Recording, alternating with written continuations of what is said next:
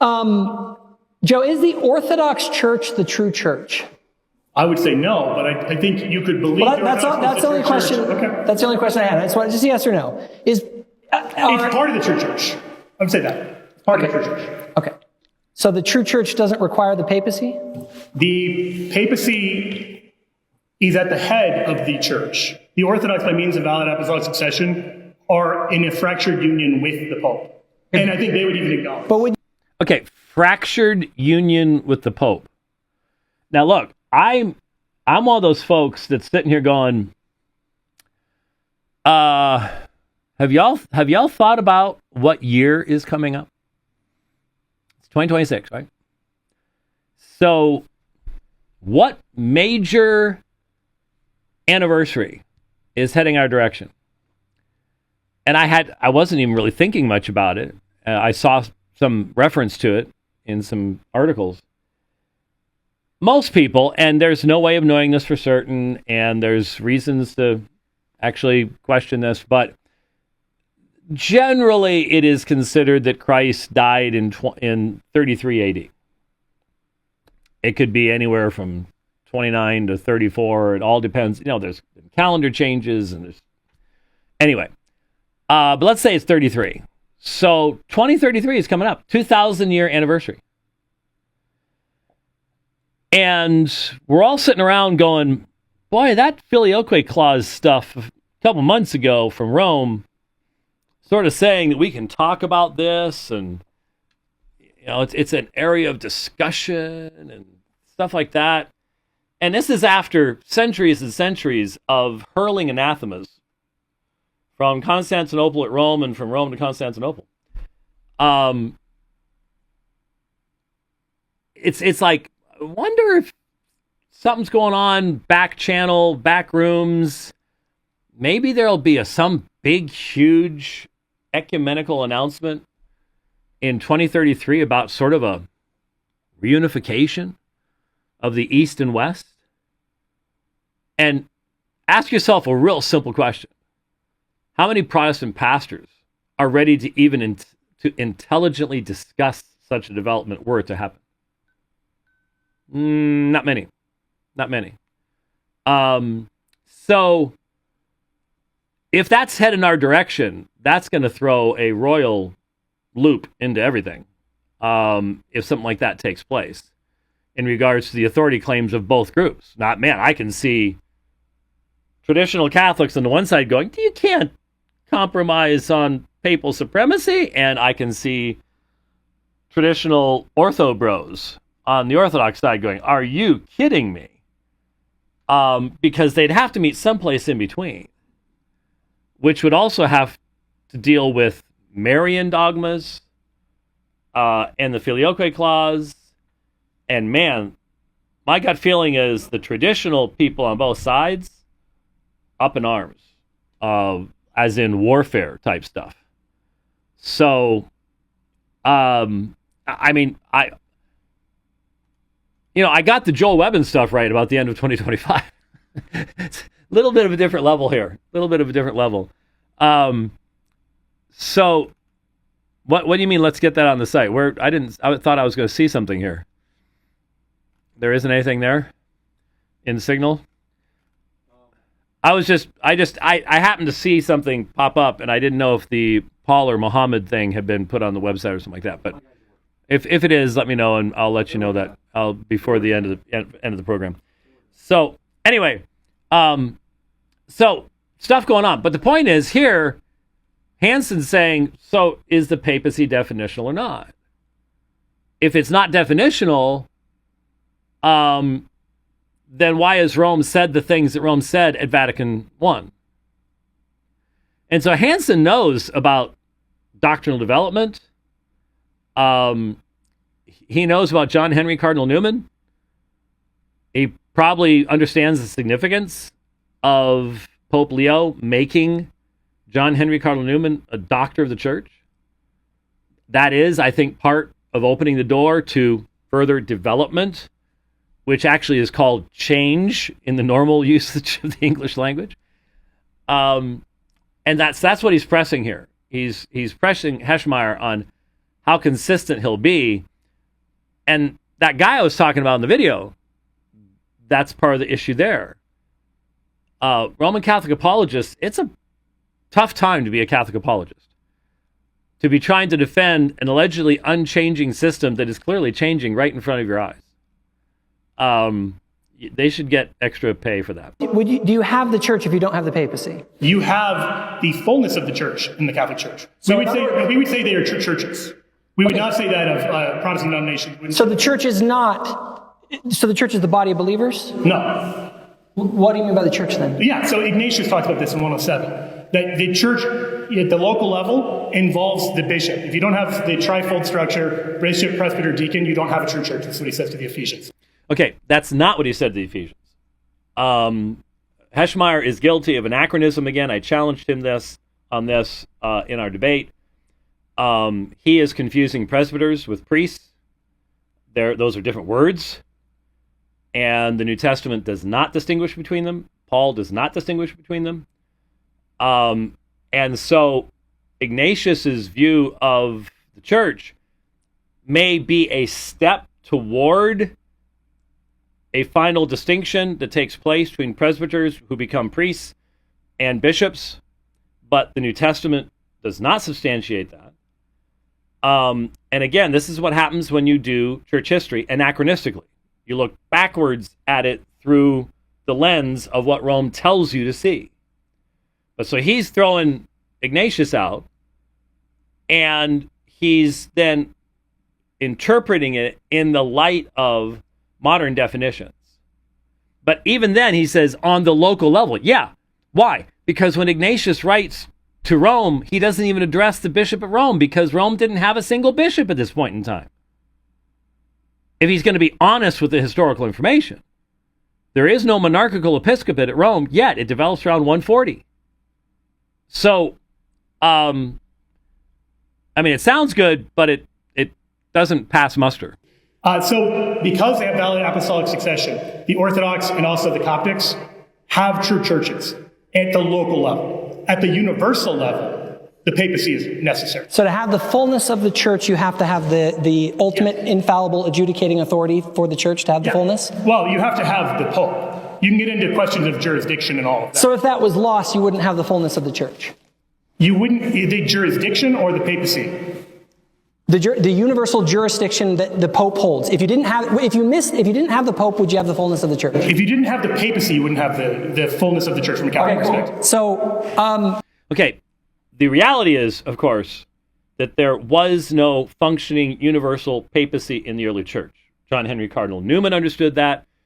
Anybody who studies church history, anybody who knows about Victor, Irenaeus, Stephen, Cyprian, anybody who reads the what's called First Clement, which never identifies the author, but it's the church at Rome writing the church at Corinth. There is no one bishop. There is no functioning papacy there. This is honest dealing with history versus Roman dealing with history, which has to be dishonest because Rome has lied about history. And even when Rome becomes embarrassed by that, the ghosts remain, and you're still stuck with listening to Joe Heschmeyer making all these distinctions that anybody in the early church would be going, what is he talking about? No earthly idea, but hey, there you go. You said this, quote, if the papacy isn't of apostolic origin, then we should reject the Catholic Church. Do you still hold to that view?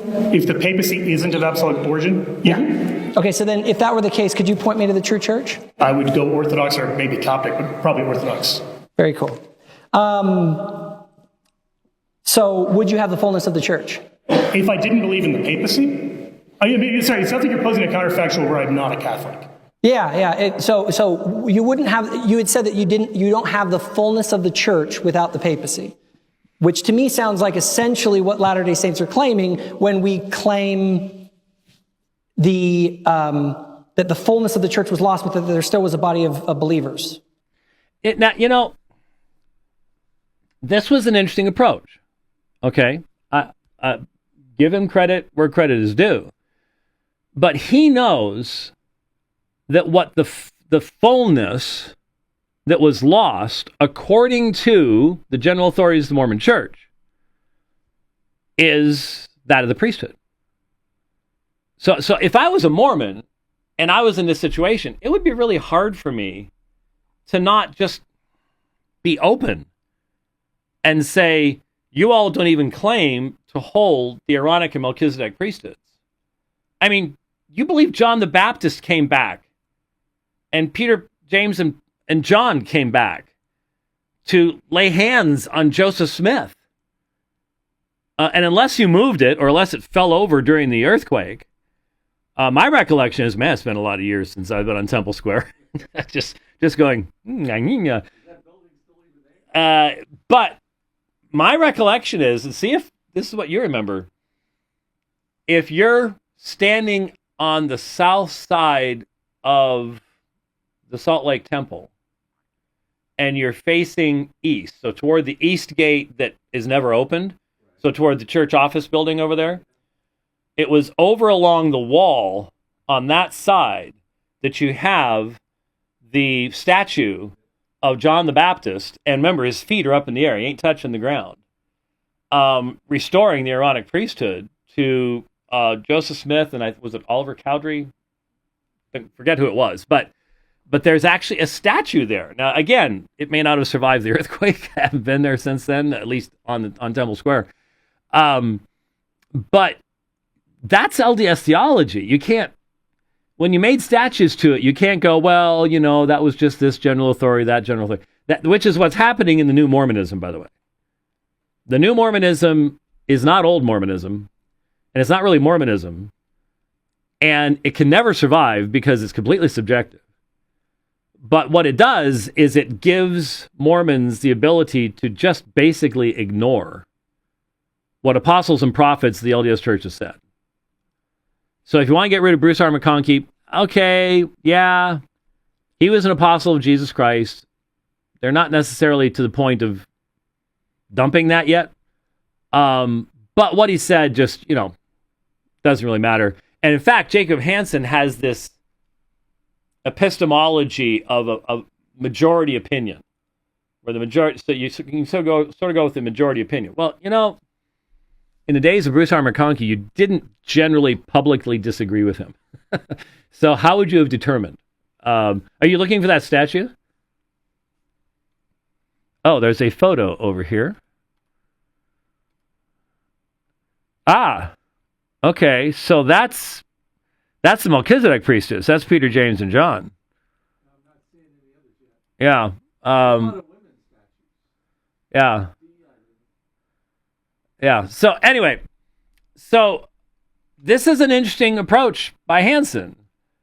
But if I was a Mormon, I just don't know that I could take this perspective without just being right out there and saying what was really lost was priesthood authority that we claim was restored in 1829. Now that's a problem. Maybe he knows it's a problem because David Whitmer pointed out that's an anachronism itself.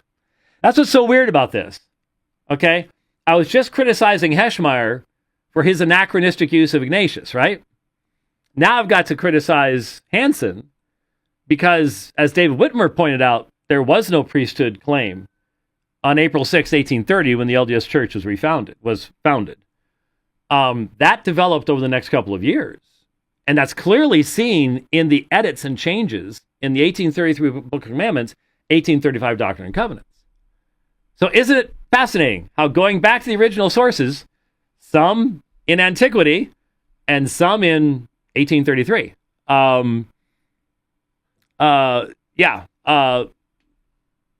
gives you an opportunity to go, yeah, neither side here is actually giving us the whole story. How is that different from what I'm saying? Yeah, so we would say you wouldn't need to have like a new prophet come along and restart Jesus' church if you were Orthodox and didn't believe in the papacy. Maybe I'm misunderstanding your question, but I was saying before, you were asking if I believe in the papacy as a Catholic, and I said yes. Yeah, but no, I'm saying, is it essential to have the fullness of the church? Because if you don't have the fullness of the church, you need something to be restored, correct?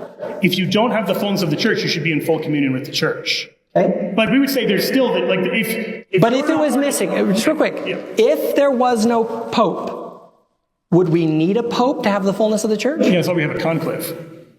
We had that happen recently. I know, but I'm not talking about that. I'm talking about in general, if you don't have a pope, don't you need to have the fullness of the church? You need to have you don't have the fullness of the church. So if a Latter-day Saint makes the argument that there was an apostasy, meaning that there was a loss of apostolic authority, and we believe that it needed to be restored to have the fullness of the church, I don't understand how that's different from what... Yeah, that's what I'm saying. Like, literally, like, when a pope dies, we have a conclave to elect a new pope. So if you're just literally asking, but if you're saying, would the Catholic claim be true if the papacy was false? No. Is it possible for the papacy to just go away forever? No. Okay. So I don't know if that's answering your question. So what would convince you that there was an institutional apostasy? If the Pope infallibly taught something clearly erroneous. Okay, let's just go with that. Let's just stay with that one for a moment. If the Pope infallibly taught. So Honorius, as the Bishop of Rome, can write to Sergius and promote monothelitism, and then for 400 years, his successors, upon taking the throne of Peter in Rome, condemned him as a heretic. Okay? That's not enough to be infallible. Just remember, folks, the Pope is infallible except when he isn't. But he's always infallible except when he isn't. It doesn't work. No one ever knows when the Pope is being infallible. You've got to understand. The Pope infallibly defined the bodily assumption of Mary. You don't think that modern Roman Catholic theologians, the guy, Tucho Fernandez, could not find a way to even get around that? I mean, did you see what they did with Mary as co-redemptrix and co-mediatrix? Plainly taught by popes, but this pope said this, and there's a way around everything, folks. Papal infallibility is the most worthless, empty proclamation ever made. It has no meaning whatsoever. Are all of the dogmas of the Catholic faith apostolic in origin? Yes. Okay. Can you provide me with a specific quote from the apostles or anyone in the first 5? Okay, did you catch that? And I shouldn't have interrupted him there because he's asking a good question. Are all the dogmas of the Roman Catholic Church apostolic in origin? Now, for a Roman Catholic to say yes, like Joe Heschmeyer just did, he has to completely buy into the idea of John Henry Cardinal Newman, Development of Doctrine, that a dogma unknown in the early church, unknown completely in the early church, like the bodily assumption of Mary, is still apostolic in origin simply because the organization that they claim the apostles start continues and then develops this belief by the reflection under the guidance of the Holy Spirit and the doctors of the church and the oral tradition, and it gets defined 1950 years after the birth of Christ. So that does not mean for a second that the apostles ever even dreamed of such a concept. So you've got to understand the definitional use of language. And it's not clear. It's very confusing, and it's meant to be. It's meant to be. 500 years of the church unambiguously teaching the substance of the Catholic dogma that Mary was assumed into heaven in bodily form. Okay, see, that's the exact point. All right? I may ask him, so, Jacob, did you listen to some of my debates before this debate? But then again, I'm not unique in my arguments in any way, shape, or form. Shouldn't be anyways. Because that's the point. There is a dogma. It's the most recent dogma, 1950. The full weight of Rome behind it. It is unambiguously non-apostolic. If apostolic has anything to do with the apostles. But in Roman Catholicism, it doesn't. It doesn't. It has to do with the organization you claim they founded teaching it today, not that the actual content of the belief was known by the apostles, taught to anybody by the apostles. Once you get that, then you start realizing, man, they say apostolic tradition all the time, and all they mean is it's what we teach. they want the authority of the apostles, but it's just what we teach. You mentioned Revelation 12 before, and there are early Christians who look to that as evidence of Mary's bodily assumption. But that's not what I asked. I said is okay, but no, the wide view on Revelation 12 and the woman there was not that it was Mary. It was Israel or the church. That was the two perspectives that were primarily taken. And we're talking the first 500 years. He put something on that. Notice this is just thrown out there. Well, Revelation chapter 12, that's honestly all you've got. Yes, it is all you've got. I mean, after Pentecost, Mary disappears. She's sort of mentioned in Galatians, the woman. And then you've got Revelation chapter 12, which, again, is susceptible to numerous interpretations that are stronger than the idea that it's Mary. And that is absolutely, positively it. That's all you got. There's nothing else there. So you got to use what you got, even if it is just so patently obvious.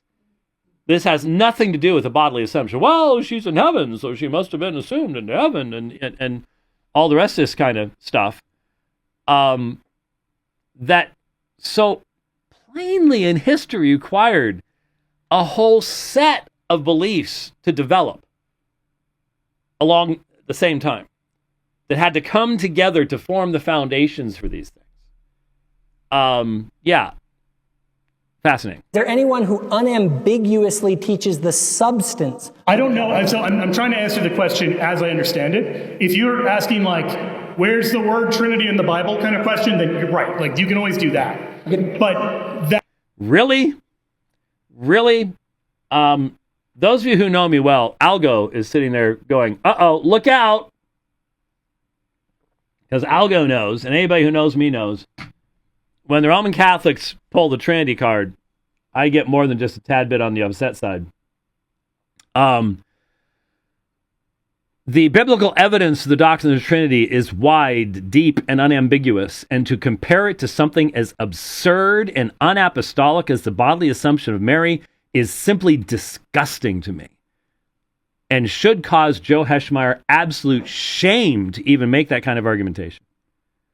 And remember, folks, I was sitting right there on the debate stage in Baldwin, Long Island, when Jerry Matitix, who was once a staff apologist for Catholic Answers, just like Joe Heschmeyer, and in fact, one of their key guys in those early years, when Jerry Matitix said that we have the same epistemological warrant for believing in the resurrection of Jesus Christ as we have for believing in the bodily assumption of Mary. Think about that. He said they're the same. The same epistemological warrant, which it means he's reducing the epistemological warrant for belief in the resurrection to the authority of Rome. And since Rome has told you to believe in the bodily assumption, therefore, there you go. You believe in the resurrection because Rome tells you to. You believe in the bodily assumption of Mary because Rome tells you to. So if Rome tells you black is white and white is black, you just believe it. That's what Alphonsus, that's what Loyola, Ignatius Loyola said. Our acceptance of the authority of the church should be that if it tells us that black is white, then we believe that black is white. Same thing. End of history, end of the faith. Okay? But again, it should be offensive to anyone that anyone would suggest that the evidence for the doctrine of the Trinity in the New Testament is on the parallel to the evidence of the bodily assumption of Mary in the New Testament. Now, Joe would probably go, it really wasn't what I was saying. I was just simply saying the word's not there. Yeah, no. But Joe, you're second, third generation Catholic Answers. I've been dealing with you all since the 80s, okay? And I've heard this one way too many times. That's not how we do theology. So I think that may be just kind of talking past one another. Okay, so can you provide me with a specific quote from someone in the first 300 years of Christianity explicitly teaching the substance of the Vatican I dogma of papal infallibility?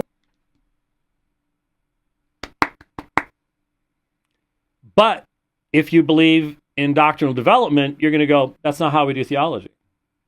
We don't need that. Which just exposes that the Roman Catholic claim that this is actually apostolic, and this is what Hansen is demonstrating. This is not apostolic. That does not actually prove the LDS position, which he is then going to later state when he's being asked questions. He's going to say, well, yeah, look, the LDS position could be wrong. But that still means the Roman Catholic Church can't be the one that you'd look to as the one true church when asked about what the one true church is. So, that's what's prompted all the later programs and discussions and stuff like that, which, I guess I understand, but it is necessary for every church to agree with this church on account of its preeminent authority. Okay. That quote is from Irenaeus, and it is, again, anachronistic and acontextual. And I think, if I recall correctly, Hansen had already addressed that. In fact, look at the look on his face. The look on his face is going, aha, I gotcha. Irenaeus, that is a misuse of Irenaeus. Okay? Look, Irenaeus is having to struggle with Gnosticism, tremendous challenges. I cannot imagine how difficult it was in the early church at that particular point in time to deal with these types of things. But what he's doing when he makes that statement is that it is useful because of Rome's centrality, because Rome has communication. Remember the old saying? Well, if you were educated in the American educational system in the past 30 years, you wouldn't. All roads lead to Rome. Okay? And what that meant was Rome was the hub of the empire, the hub of commerce, the hub of military. And that is why the church at Rome gained such notoriety, was because everybody knew who was there. And churches that were farther away, which may have had far better claims to having had an apostle as the founder or whatever else, did not rise to that same level. And so Irenaeus is not saying that that church has been chosen by God and its bishop chosen by God as the final infallible authority and all the rest of that kind of stuff. That is a gross misuse of Irenaeus. And there are plenty of Roman Catholic historians and scholars that recognize that. So again, just to throw that out is to assume that the people listening have never read this stuff before, have never dealt with this issue before. And that's to ignore tens of thousands of pages that has been printed since the Reformation dealing with these issues. But it's safe to do. In the vast majority of instances, it's safe to do. And you're going to go with that proves the papacy, that is an explicit teaching of the substance of the Vatican. May I finish the answer? I wanted to follow up with that question. Yeah, please. I just want to clarify that you're saying that statement explicitly teaches the substance of the Vatican I dogma of papal infallibility? Logically, yes. If you say it is a matter of necessity that every Christian agrees with the Church of Rome, and the Church of Rome teaches that the Pope's infallible, then it is, major premise, minor premise, draw a conclusion. Okay, now think about that for just a second. Historically, again, outside of, if you take the glasses off that Rome forces you to put on by her own self-proclaimed authority, the authority of the Roman Church arose before the authority of the Roman bishop for a number of reasons. Again, the more apostolic New Testament form of the church, with a plurality of elders, bishops, same office, existed in Rome until about 140. And so you didn't have a monarchical episcopate a single bishop. You had elders. And so that's what you see in Clement's letter. It's not Clement, but it's attached to it. You don't see a single person saying, I am the Bishop of Rome, therefore do what I say. It's not there. Read it for yourself. So it's the authority of the church that eventually led to the exaltation of the authority of the bishop once that monarchical episcopate developed. That's the honest historical perspective, which you can't really hold as a Roman Catholic faithfully, though there are many Roman Catholics historians who will, because they are more interested in truth than they are in following the dogmas of Rome. But that is antithetical to the actual statements of the Roman Catholic Church about its own authority in the person of the Bishop of Rome. So, again, this is, you're just seeing the anachronism in Heschmeyer's responses that he's forced to by the dogmas that he's accepted as ultimate in authority.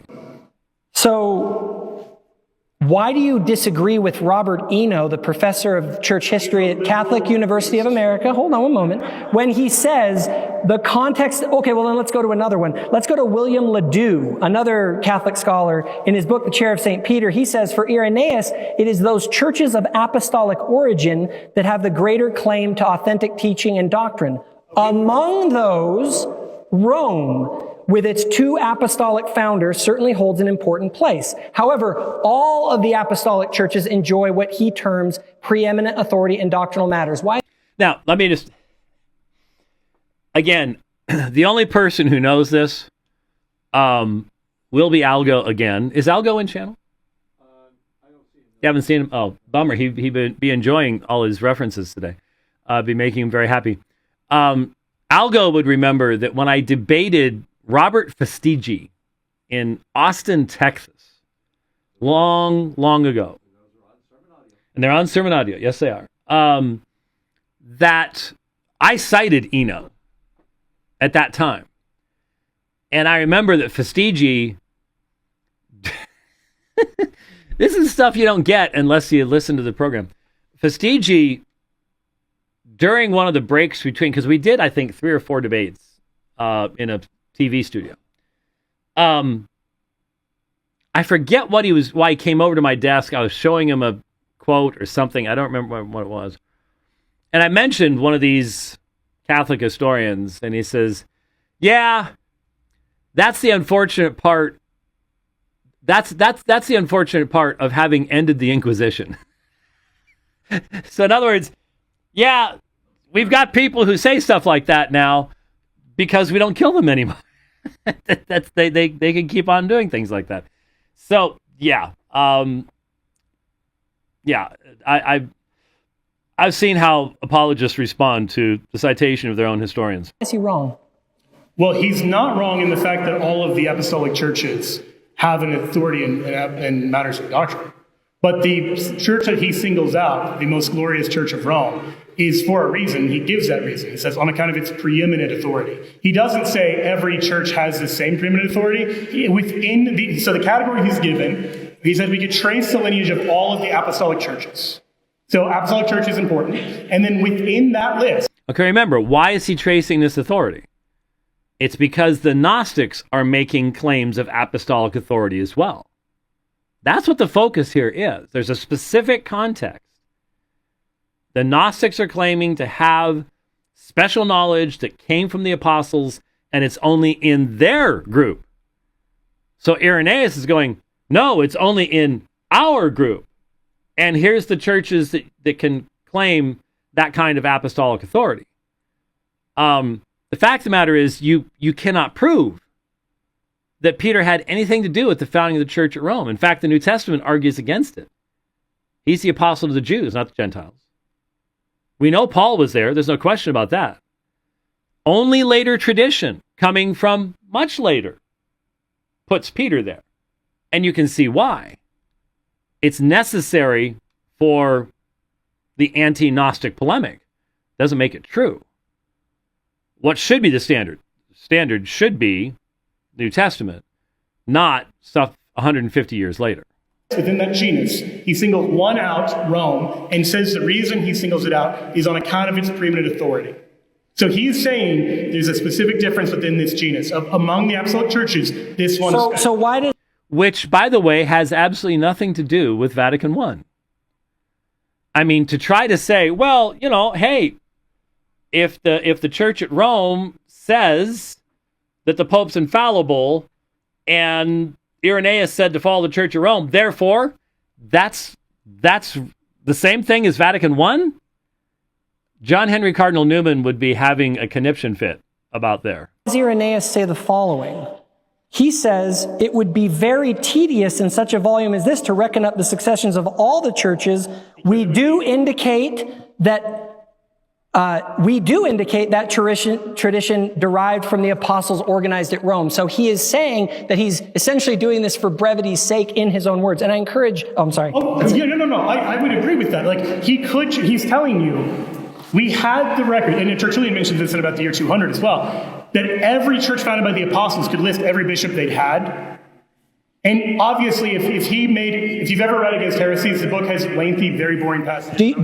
But are you claiming that, because I don't doubt that local jurisdiction was given to these bishops by apostles. I don't deny that. I'm asking though, where is the evidence that universal jurisdiction was given from the apostles, not just local jurisdiction? I don't think the question of universal jurisdiction is what we need to prove in a debate about the great apostasy. You could... Whoa. Okay. All right, look, I understand why he's trying to dodge that one, because there are no such claims, and in fact, he knows that the sixth canon of the Council of Nicaea, still, 150 years in the future, is going to demonstrate that at that first ecumenical council, they recognize a limitation of the authority of the Bishop of Rome. He has authority over the churches in his area, not over those in Alexandria or someplace else. So the limitation's there. He's going to have to deal with Cyprian. He's going to have to deal with Augustine and Zosimus. There's just all this church history that stands in the way. And so, there is no Vatican I. And trying to pretend that there is gets you into a real mess. Well, I'm sorry. You could be wrong about universal jurisdiction from a Catholic perspective and still say the church on earth existed. In fact, the whole question of what the nature of the Pope's immediate jurisdiction is a question that's really way more nuanced. Because, for instance, in the East, we let patriarchs choose their... But wouldn't that mean that there was institutionally something was lost if we didn't have the papacy? I'm not saying the papacy is lost. I'm not saying that either. I'm asking, if the papacy didn't exist, that would mean that the fullness of the church was lost, and something would need to be restored, because the apostolic office would be gone, correct? Okay, so we're running out of time here. Well, no one's holding a gun to our head saying we have to get done right now. Again, this is a very interesting approach. But I'm not sure it's a fully honest approach. If Heschmeyer's thesis was that the LDS doctrine of the Great Apostasy is false because of the overwhelming historical testimony to the papacy, okay, that's not really what his argument was. And so I agree with Hansen. There is no papacy in the early church. But what I disagree with Hansen about is that what he should be saying, if he's going to really be honest with the historical, James Talmage level discussion of LDS dogma, is that what was lost was not a papacy. What was lost was priesthood authority. I mean, that's the LDS perspective. Now, am I sort of sensing in modern Mormonism, in the 40 years that have passed since I've been witnessing to Mormons, somewhat of a diminishment of emphasis upon priesthood authority? Yeah. I've told a story about 2 years ago at the, it was either Easter pageant or the Christmas lights, had a young Mormon guy come up and, I just don't know why you all are doing this. And, and then he said, we accept your baptism. You should accept our baptism. We should all just be Christians together. And I was talking to this other Mormon, and I glanced over at him, and he glanced over at me. And after the young guy left, he said, yeah, we're not necessarily teaching our young people real well anymore. Because he knew they don't accept our baptism. My baptism is completely invalid from the LDS perspective. Why? Because the person who baptized me, Cass F. Santos Jr. of Bible Baptist Church in Charlestown, Pennsylvania, did not claim to have the Aaronic priesthood. Because there's two priesthoods, Aaronic and Melchizedek.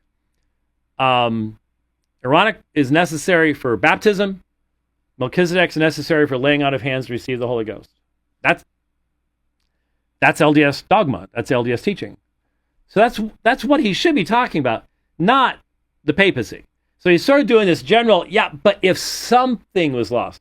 But the something that was lost is very specifically stated in LDS theology. See? So, yeah. So in this hypothetical, just to clarify, are you asking if just the Pope is gone or if any mechanism of ever having a Pope is gone? No, I think I've clarified. I want to ask you about the Chieti statement in 2016.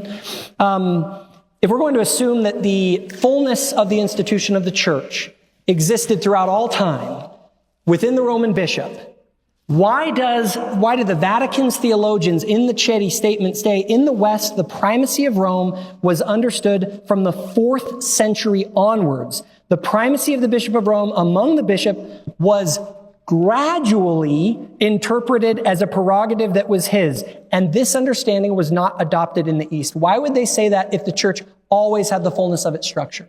Not only that, satis cognitum, Jacob Hansen could have used this, satis cognitum says this has always been the faith of the church. Just straightforward. There's no question about it. So what you have here is one of the many instances where you have honest historians and they're doing the ecumenical stuff with the East. And the folks on the East, Craig Truglia, the guy that I'm debating in October, he's got a whole book about the papacy, knows all about this development stuff. And the folks in the East know that stuff. And so they have to be honest. But to be honest is to have to demonstrate that your dogmatic statements of only 150 years ago were lies, included lies. And you might go, yeah, that's right. Isn't it great that we're starting to admit it? And just continue on.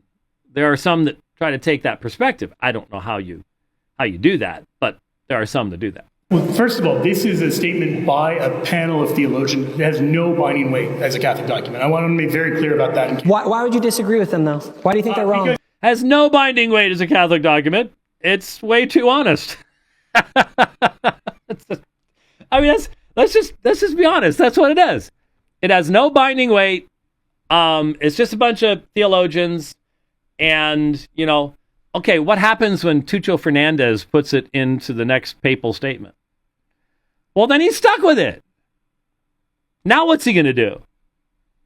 He's going to be defending a system that is changing and yet claiming that it's not. That is the burden of the current Roman Catholic apologists. You're having to defend the indefensible. And I feel for you, but I'd like to suggest to you, maybe you might want to abandon that stuff and try the true stuff. It would help a lot. I'm not sure how much longer this goes, and I want to get to where Joe is doing. We will, not today, obviously. But let me just give it a couple more minutes and see if there's a nice, easy spot we can take a break and pick up with it next time. The particular delegate who was representing the Catholic side there has a kind of idiosyncratic vision of history that was critiqued even by other Catholic scholars as being not a very precise way. This is part of the issue. Very precise way. Throw him under the bus, why don't you? Why was he on the panel? Who chose it? Did Francis choose him? Did Francis make an error to do that? I mean, come on. Look at the Papal Biblical Commission. Look at everybody that the Pope put in positions of authorities all across the Curia. There's a consistency. There's a perspective. It's changing. They're admitting this stuff. Come on. You got to get with the program. I know it's next to impossible to defend. I wouldn't want to be in your shoes for nothing. I got one thing to defend. There it is. It ain't going to change over the next decade, you know? You don't have that. Just be honest. You do not have that kind of consistency in what you're trying to defend. Can you explain how Daniel 2 would be pointing to the restoration of the Church of Jesus Christ of Latter-day Saints in the 19th century in America? For the sake of argument, no. I don't. Okay. Let's just say that I don't agree with that. I don't think it changes the issue that's going on in this debate. The debate is not about if Mormon interpretations of Daniel 2 are correct. I'm just going to, for the sake of argument, I'll just say that Mormonism is false. But you still end up. I think where we end up though in that situation is if this debate is about the apostasy, I literally could be here saying, look, I want to find the true church. Okay. Now, again, if you're representing the positive statement that the great apostasy, as defined by the Mormon Church and as taught by the Mormon Church for 170 plus years, actually took place, you know, saying, well, I don't have to defend, you know, maybe our interpretations are all wrong. I find that a little bit on the disingenuous side, to be perfectly honest with you. I don't think that's, and again, this is the standard debater tactic. Keep the target as small as possible.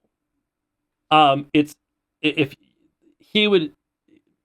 would be very unwise of him, as we're going to see when we look at the Sermon on the Grove, because right at the start, Smith reads a text of Scripture and demonstrates he was utterly ignorant of the original languages, even though in both the King Follow Discourse and the Sermon on the Grove, he tries to pretend that he can read German, and he's saying, "Oh, German said that's not how it reads," and and all this stuff.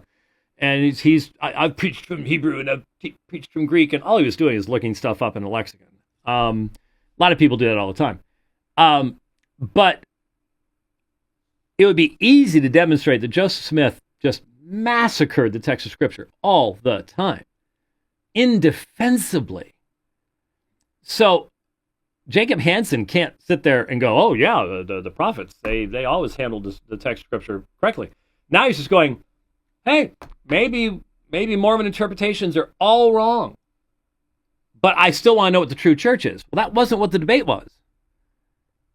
And so I would think that Heschmeyer really does have a basis for saying, hey, we're in Salt Lake City, okay? There was a context to this, and you didn't really defend it in its context.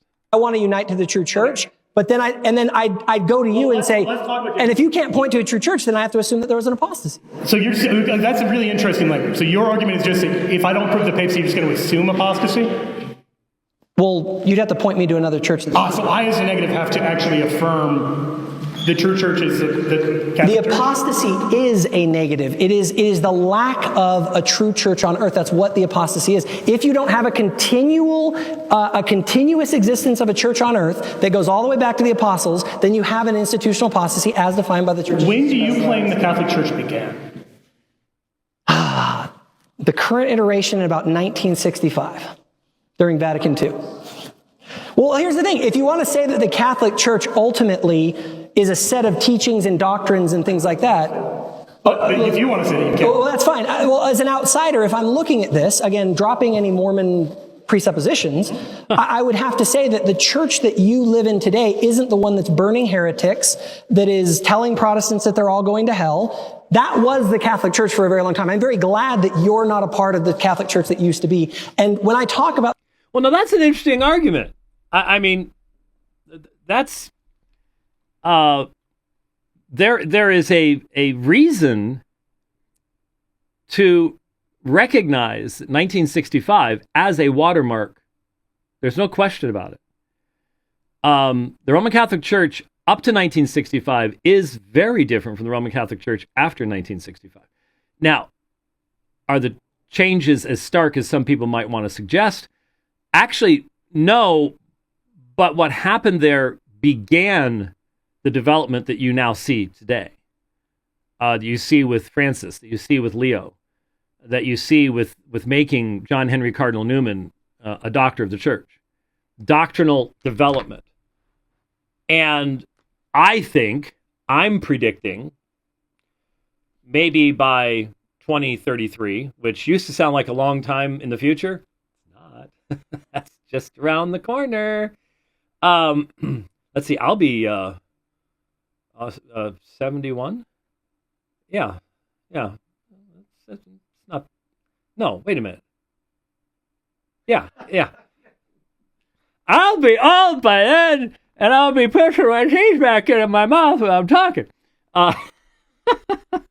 Yeah, I was born in 62, so 33, that'd be 71. Yeah, I'll turn 71 at the end of that year. Anyway, my prediction is there's going to be some kind of a major ecumenical development between Eastern Orthodoxy and Roman Catholicism.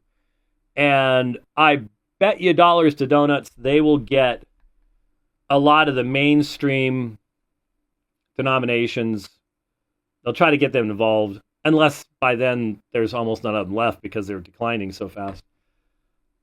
But get some of the liberals involved, try to get some type of Protestant representation to do some big statement that may not really address all the key issues, the filioque or the papacy, though those things have to be addressed in some way. And I think that's what they were doing a few months ago when they started talking about the filioque as something that we could be talking about, we could be discussing. That's where Newman comes in, the development hypothesis, and we can do this, that, and the other thing.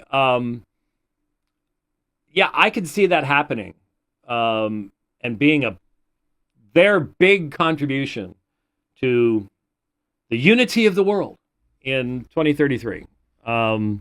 We'll see if that happens. The Catholic Church and say how much I appreciate it. I am talking about the modern Catholic Church. The Catholic Church needed to be reformed from what it used to be. If I'm understanding you correctly, you're saying if a church changes not only its teaching, but even its behavior, that means it's a different church? No, that's not. Okay, so what was it that made a new church in 1965? Well, I don't know what is the essence of the Catholic Church? I'm asking the question. I'm trying to. Yeah, he's asking the question. Oh, okay. Oh, no. Yeah, I'm sorry. Well, I guess. Well, but I have to understand what you're asking. I'm asking. You just told me that the Catholic Church began in 1965, which is, I'll just say conservatively, the latest date I've ever heard. And I'm wondering how in the world you came to that conclusion. Well, if the papacy is an essential characteristic of the Catholic Church, then the papacy began, I would say, really in its fullest development in that Vatican I. Okay, so there was no Catholic Church. Like when Martin Luther broke away, he didn't break away from the Catholic Church, he broke away from something else? Well, the problem is that the papacy at that time was defined differently. It didn't have the same dogmatic. It sounds like if I said, you're not you unless you have your beard. Like, it just seems like the way you're defining this is so curious. What in 1870 creates a new church, if that's your claim? So, I guess the doctrine.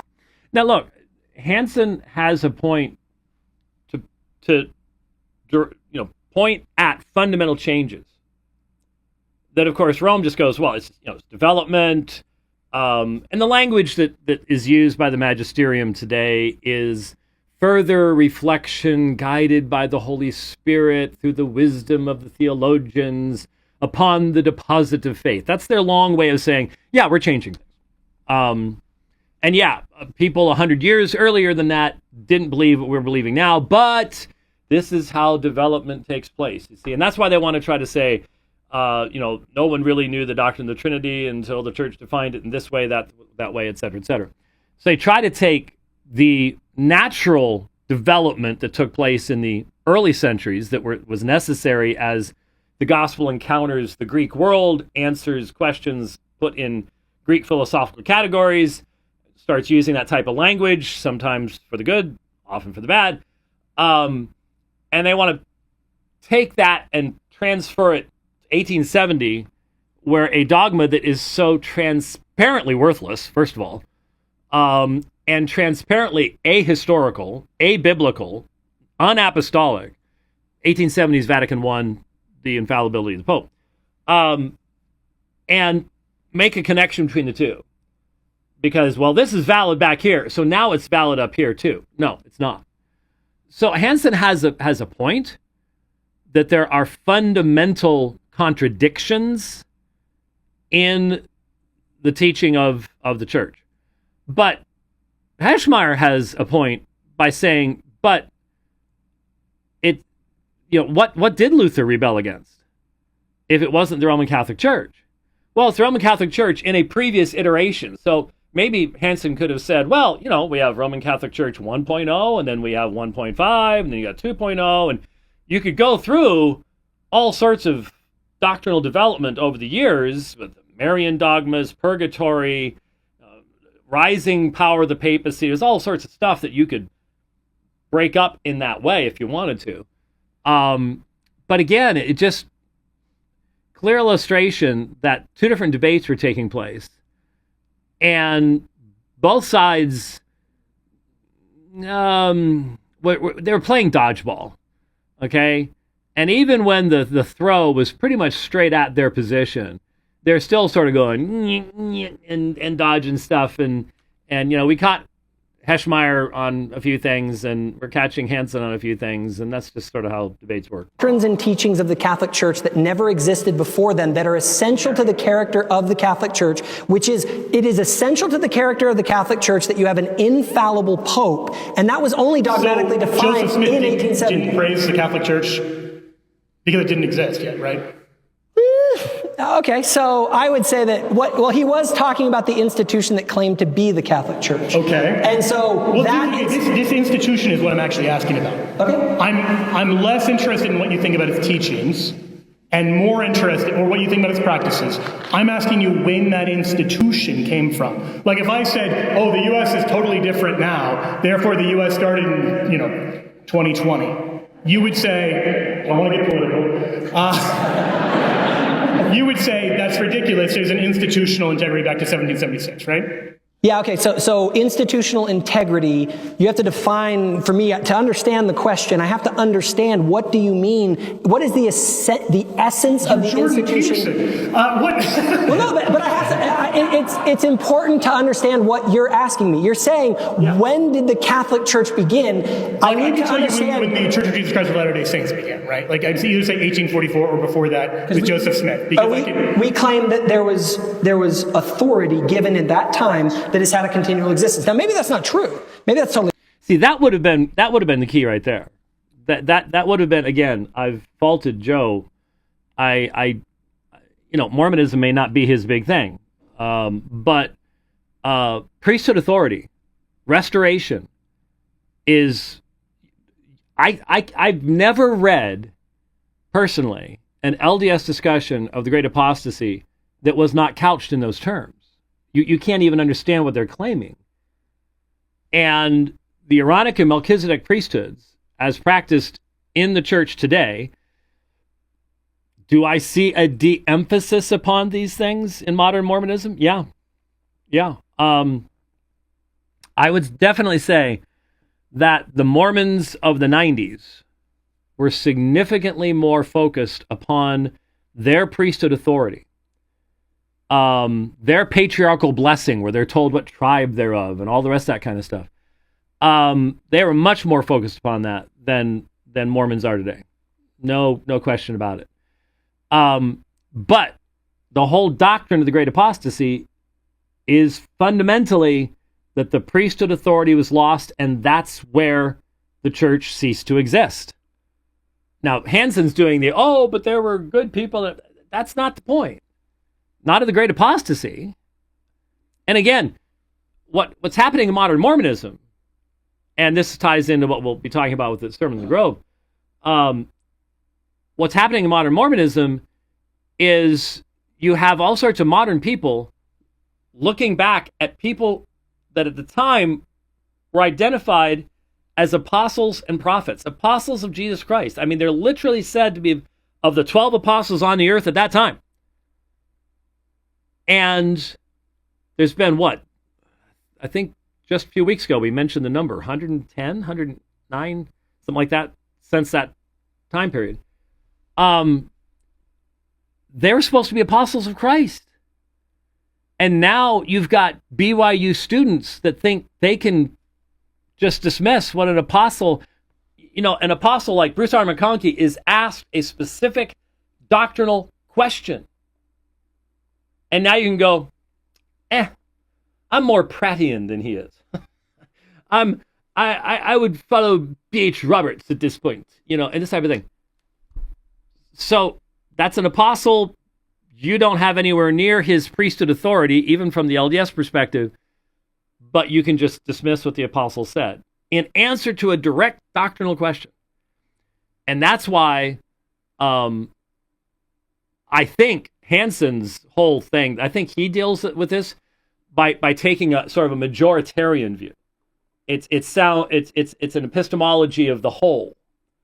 And that way you can dismiss the 47 billion contradictions supposedly come from one revealed source.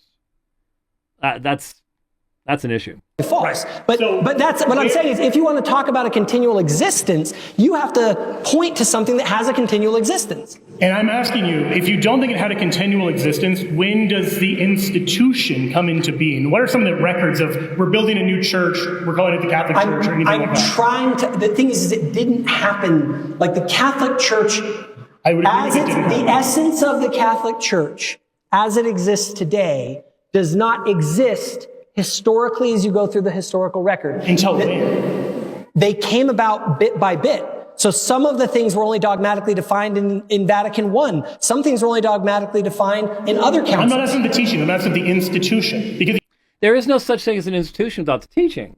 That's what I understand about this kind of response. How do you define the institution without defining what is being taught by the institution? Because Hansen's correct. Roman Catholic theology has developed over the centuries.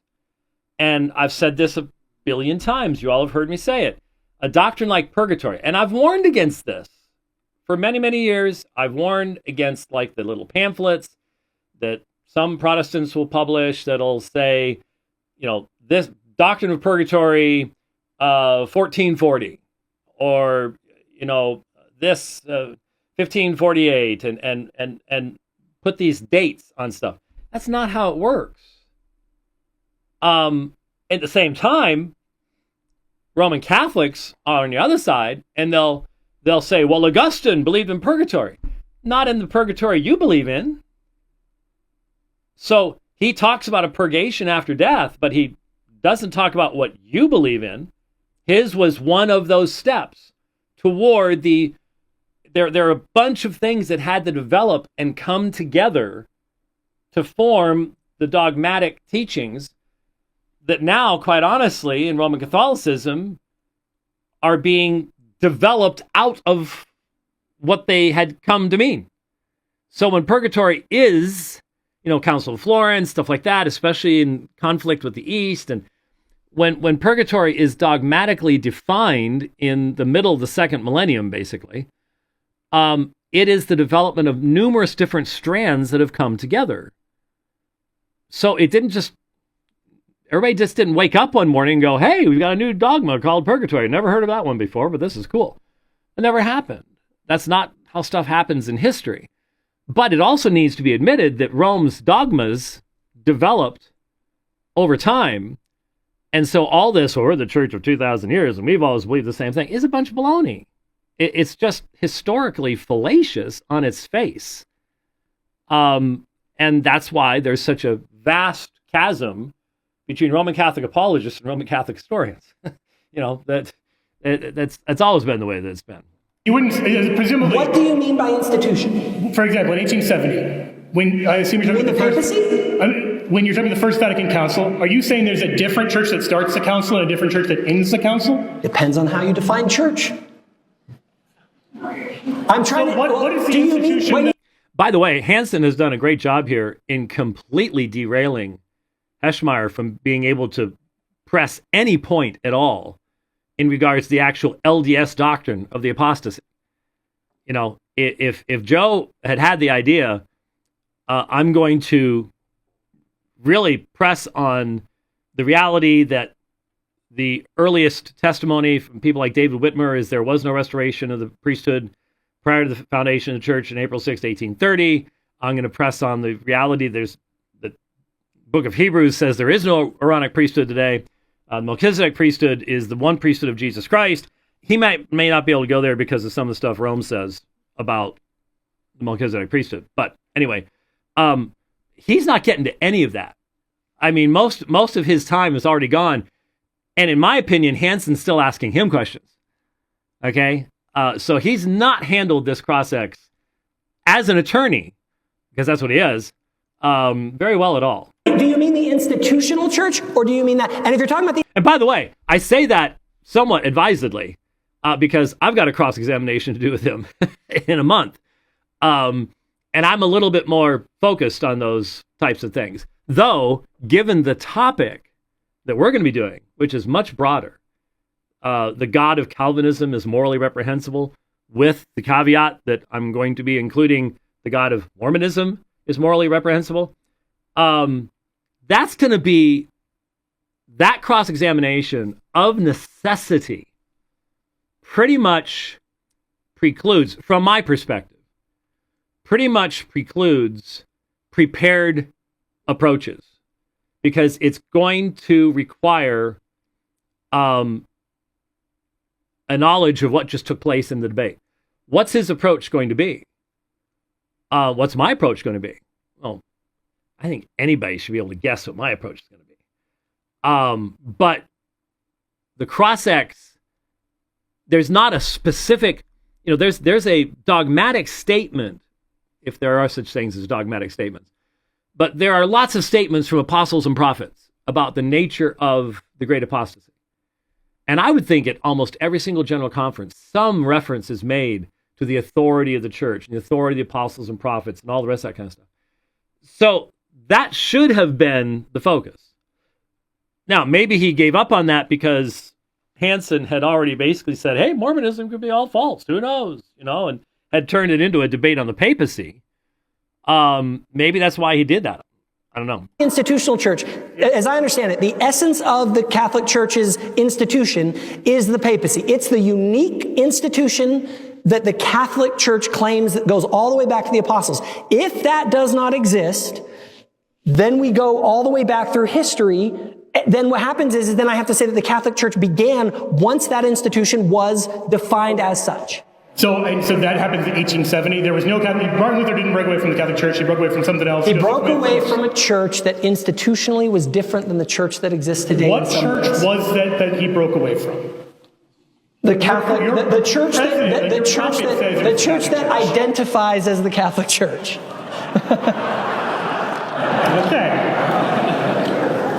Okay.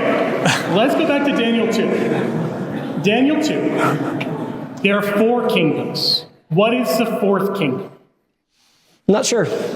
Okay. Would you agree with me that during the time of the 4th kingdom, Christ will set up a kingdom that will never be destroyed?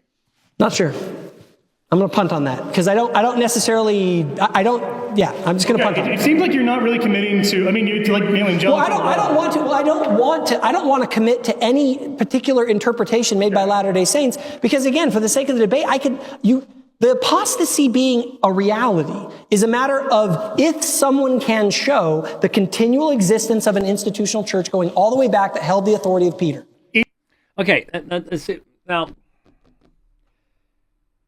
but the point is that there is a church based in Salt Lake City that claims institutional authority, priesthood authority, to specifically teach that there was an apostasy, that the priesthood was lost and had to be restored April 6, 1830, and that John the Baptist and Peter, James, and John had to come back to earth and ordain Joseph Smith and his fellows to a priesthood so that a church could exist. Now, historically, that ain't what happened. That ain't what happened. You put David Whitmer's testimony together with the changes between the 1833 Book of Commandments and the 1835 Doctrine and Covenants, and it's plain to any honest investigator that on April 6, 1830, the authority he now claims is necessary for the church to exist, if he actually claims that, but that the church has always claimed was necessary, did not exist. No claim was being made for that. So that's the religion he's a part of.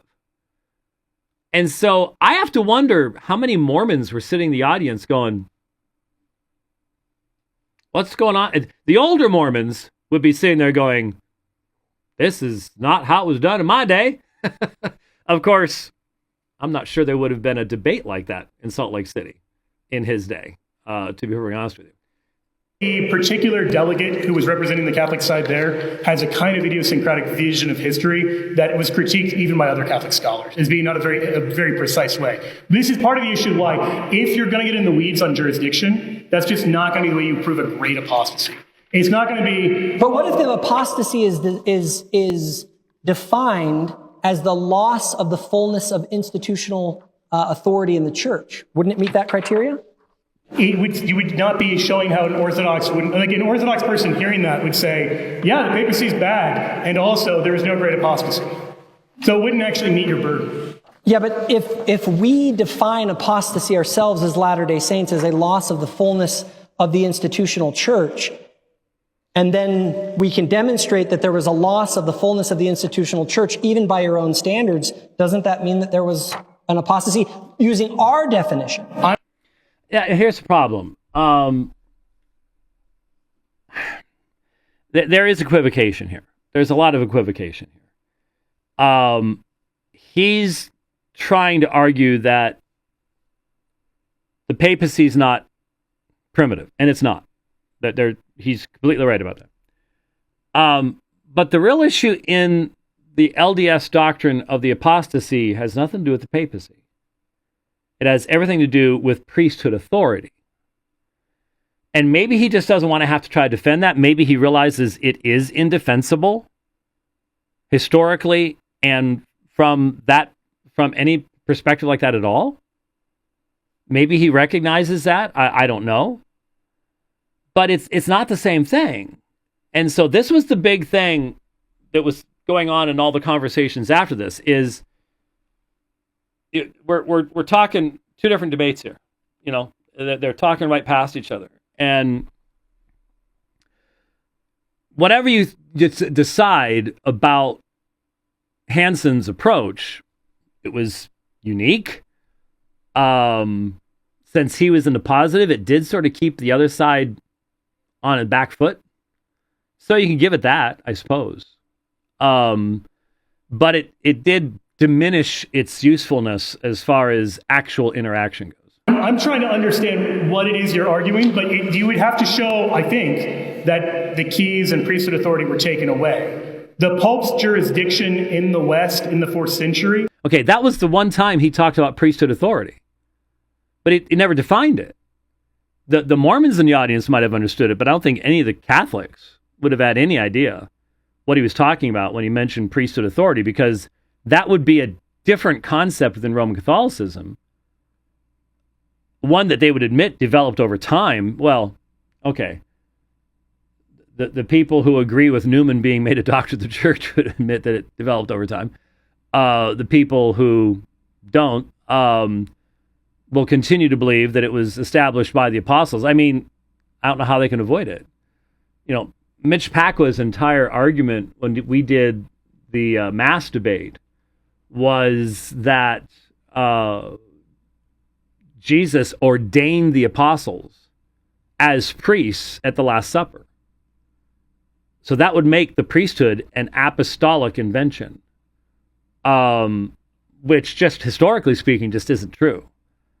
But anyway. Is not, as far as I can tell, at all pertinent to that debate. Now, I'm happy to have that debate if you want to do a debate about the papacy, but that was not the debate I came prepared to talk about.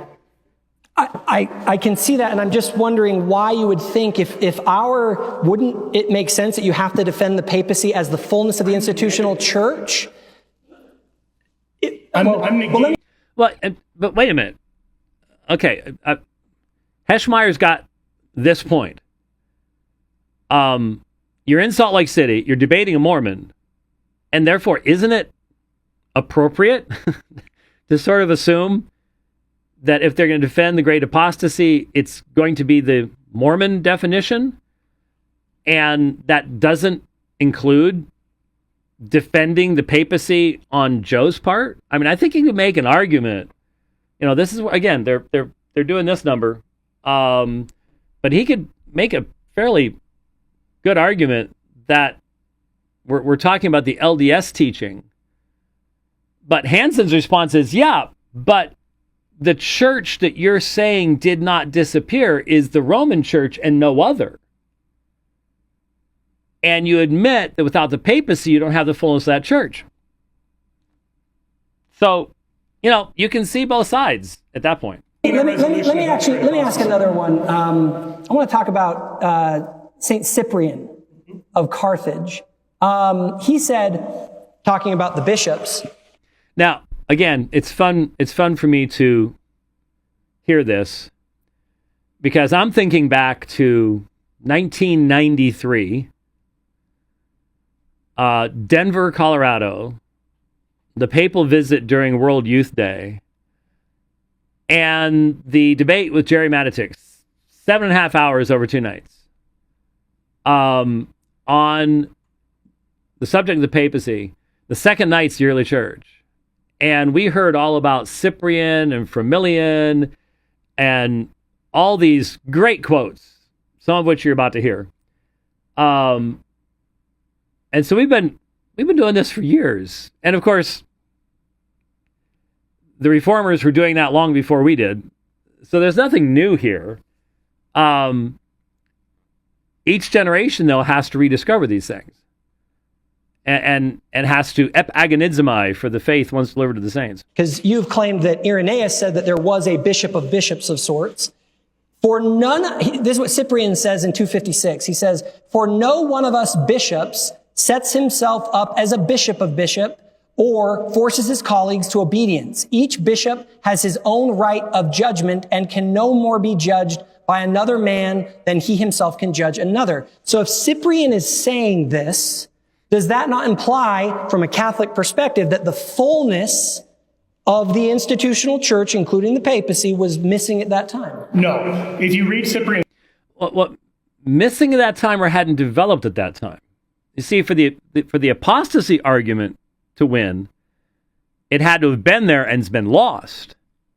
The reality is it just hadn't developed yet. And wouldn't develop fully for 1,000 years. You need to have the donation of Constantine. Even that was way down the road at this point, hundreds of years down the road.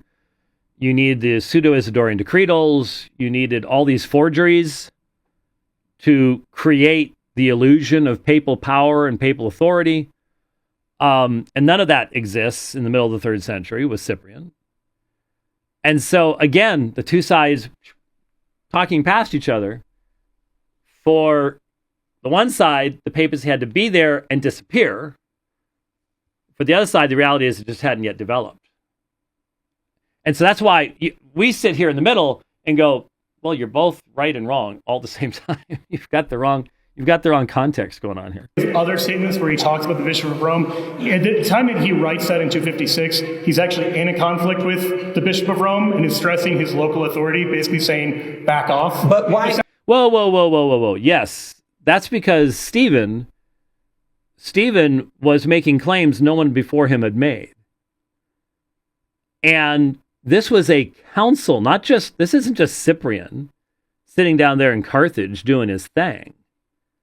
This was the North African bishops, just like 150-ish years down the road?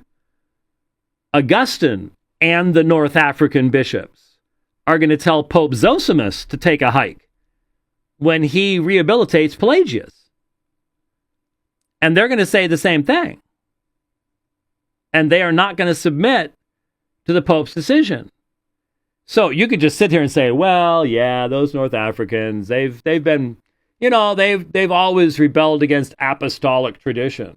No, It hadn't developed yet. Now, would the Bishop of Rome make claims for himself that were quite grandiose, even as early as Stephen? Yes. Were his claims then accepted by the universal church? No. So, how do you argue this is some apostolic tradition? It's not. This is exactly what you'd expect as history develops. As the Roman See seeks to advantage itself at the cost of others, and they push back. And it's going to take a long time before you get to the modern situation. Before you get to an innocent or the unum sanctum or stuff like that. It's going to be centuries down the road before any of that pops up. In an honest view of history, anyway. Second Vatican Council. But wouldn't he recognize, didn't everyone know? Wouldn't everyone have, like if today, if a bishop goes against the Pope, everyone knows, like, you're wrong, we have to stay with the Pope. Really? Haven't been watching the bishops in Germany recently, have you?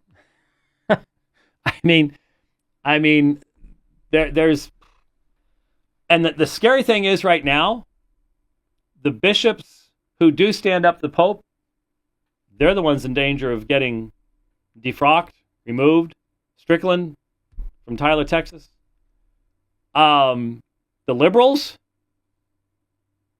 the leftist bishops in Germany, why aren't they getting kicked out? It's only the conservatives that get kicked out. It's only the ones still holding to, honestly, the clear, obvious views of the papacy from the 1850s in the modern time that were attacked by Francis and that are in danger of losing their position. If you're a leftist like Father Martin or like the guys in Germany, you're fine. You'll be good. Right?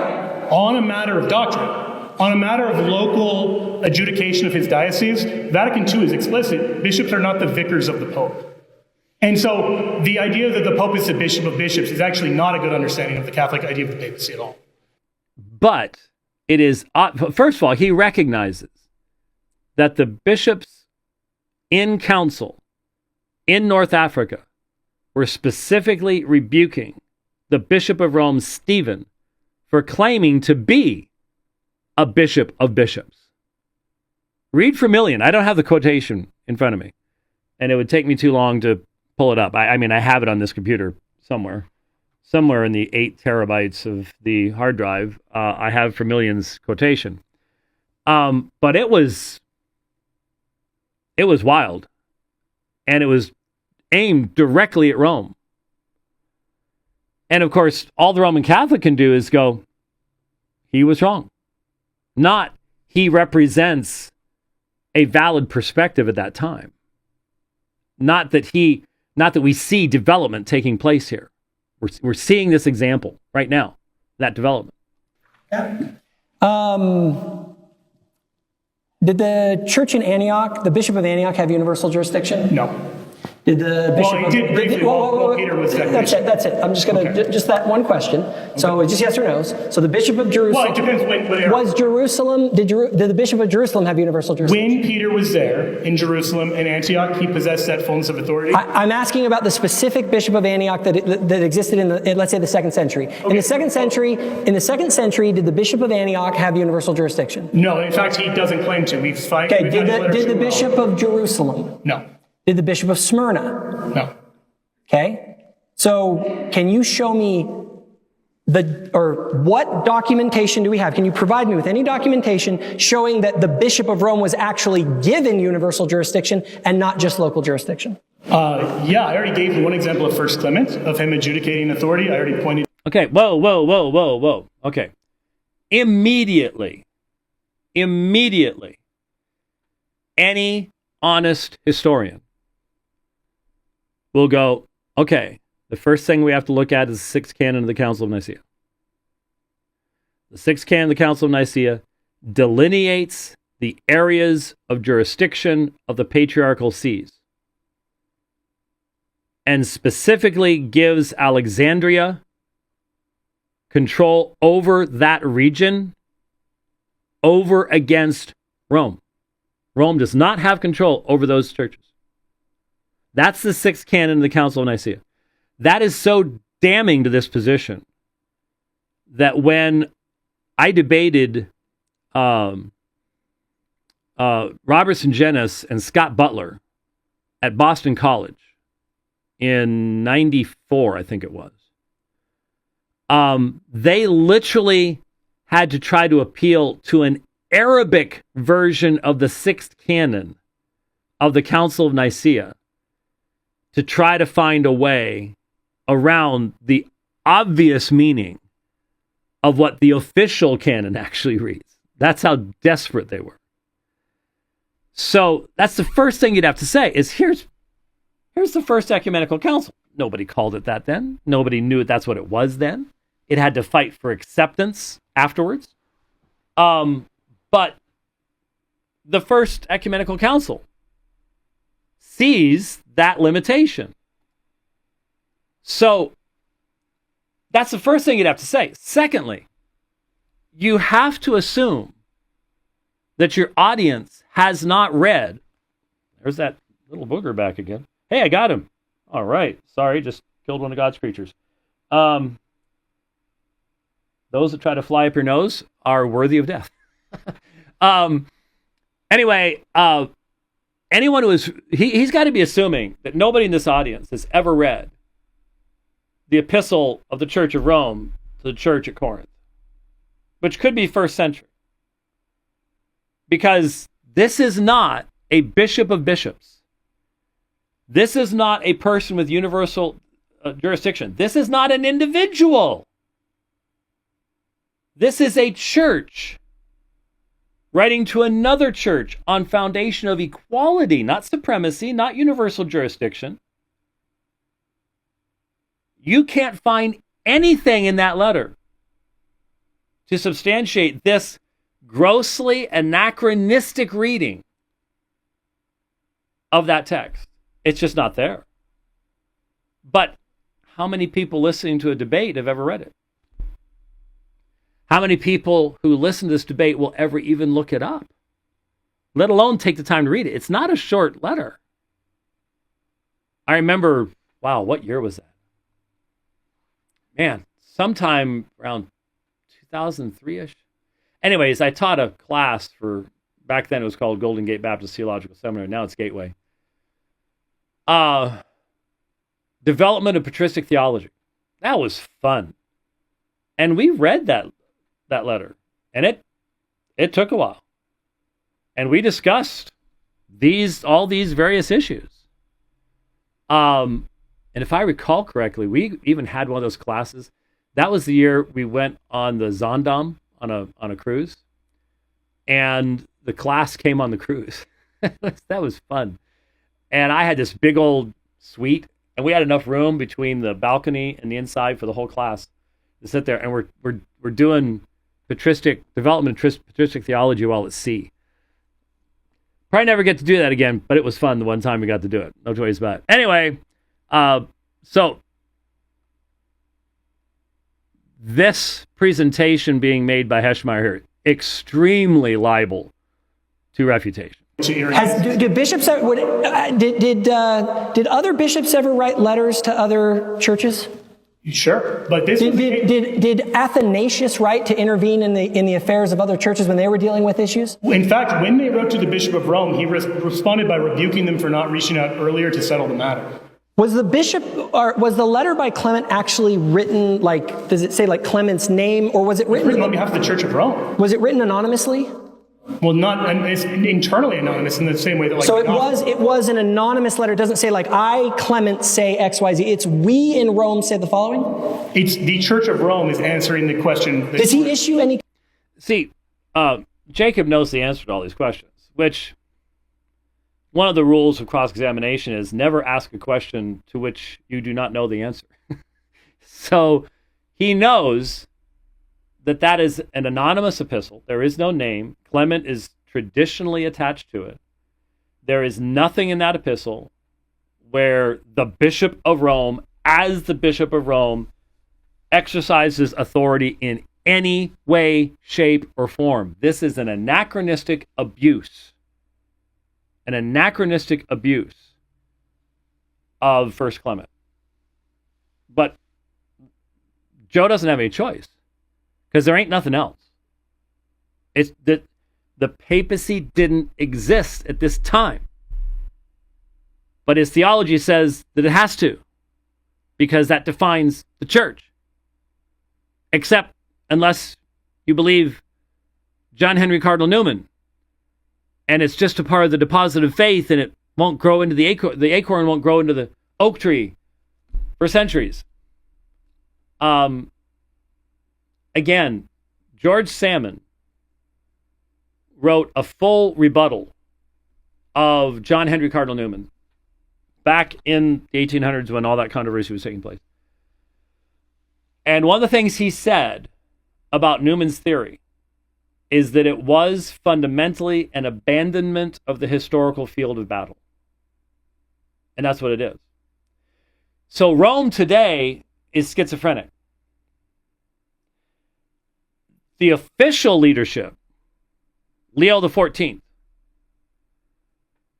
having elevated John Henry Cardinal Newman to the position of Doctor of the Church, has fully embraced the theory of doctrinal development. And so you don't have to find something in the first century. You don't have to find something in the second century. You don't have to find something in the third century. It wasn't there. It had not yet grown to that point. So we're good. Problem is, that's not Rome's historical claim. Satis Cognitum, one of the papal documents. This has ever been the faith of the church. Not that it developed over time.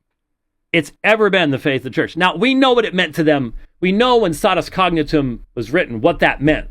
What the modern church does is it says, well, you may think that's what they meant, but only we get to determine what they meant. See?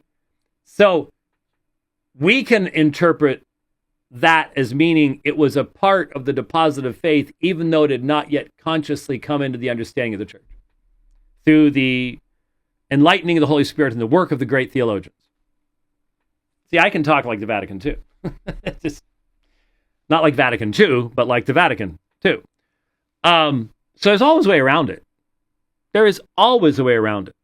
No matter what you want to do, there's always a way to get around it. But once you accept sola ecclesia, you've got to do what Joe's doing. And Joe may not want to misrepresent history, but he is. He may not want to engage in anachronism, but his dogmatic authority tells him to do it because it's done it. So if he's going to be faithful to it, there's something else to do. Now we have the luxury of being able to start and stop and go, let's think about this. Let's look at the facts. Let's put this in a proper historical context. And we get to do that for both sides, which is, I think, one of the sort of cool ways of doing this. Commands in that letter? Yeah, he tells them to obey the presbyters. Okay. Does he issue? Okay. What are the presbyters? What are the presbyters, Joe? See, at this point, the letter from the church at Rome is written before the monarchical episcopate, one bishop, has developed in Rome.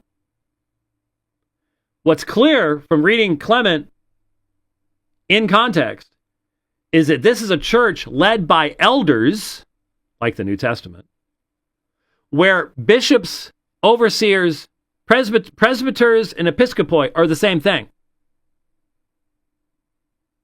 Bishops and elders are the same thing. That office had not yet been divided at this early point.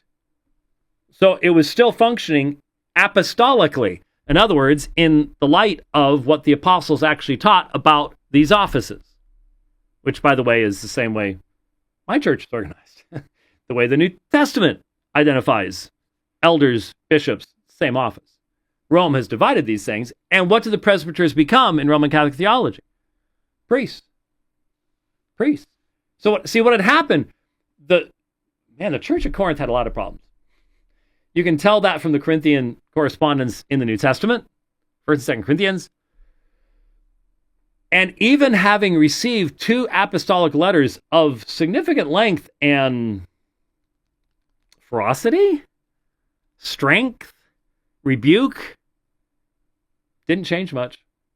See, you can receive a direct letter from an apostle, and there may have been a third letter that we don't have and don't need to have.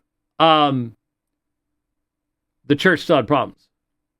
And they had rebelled against their properly ordained elders.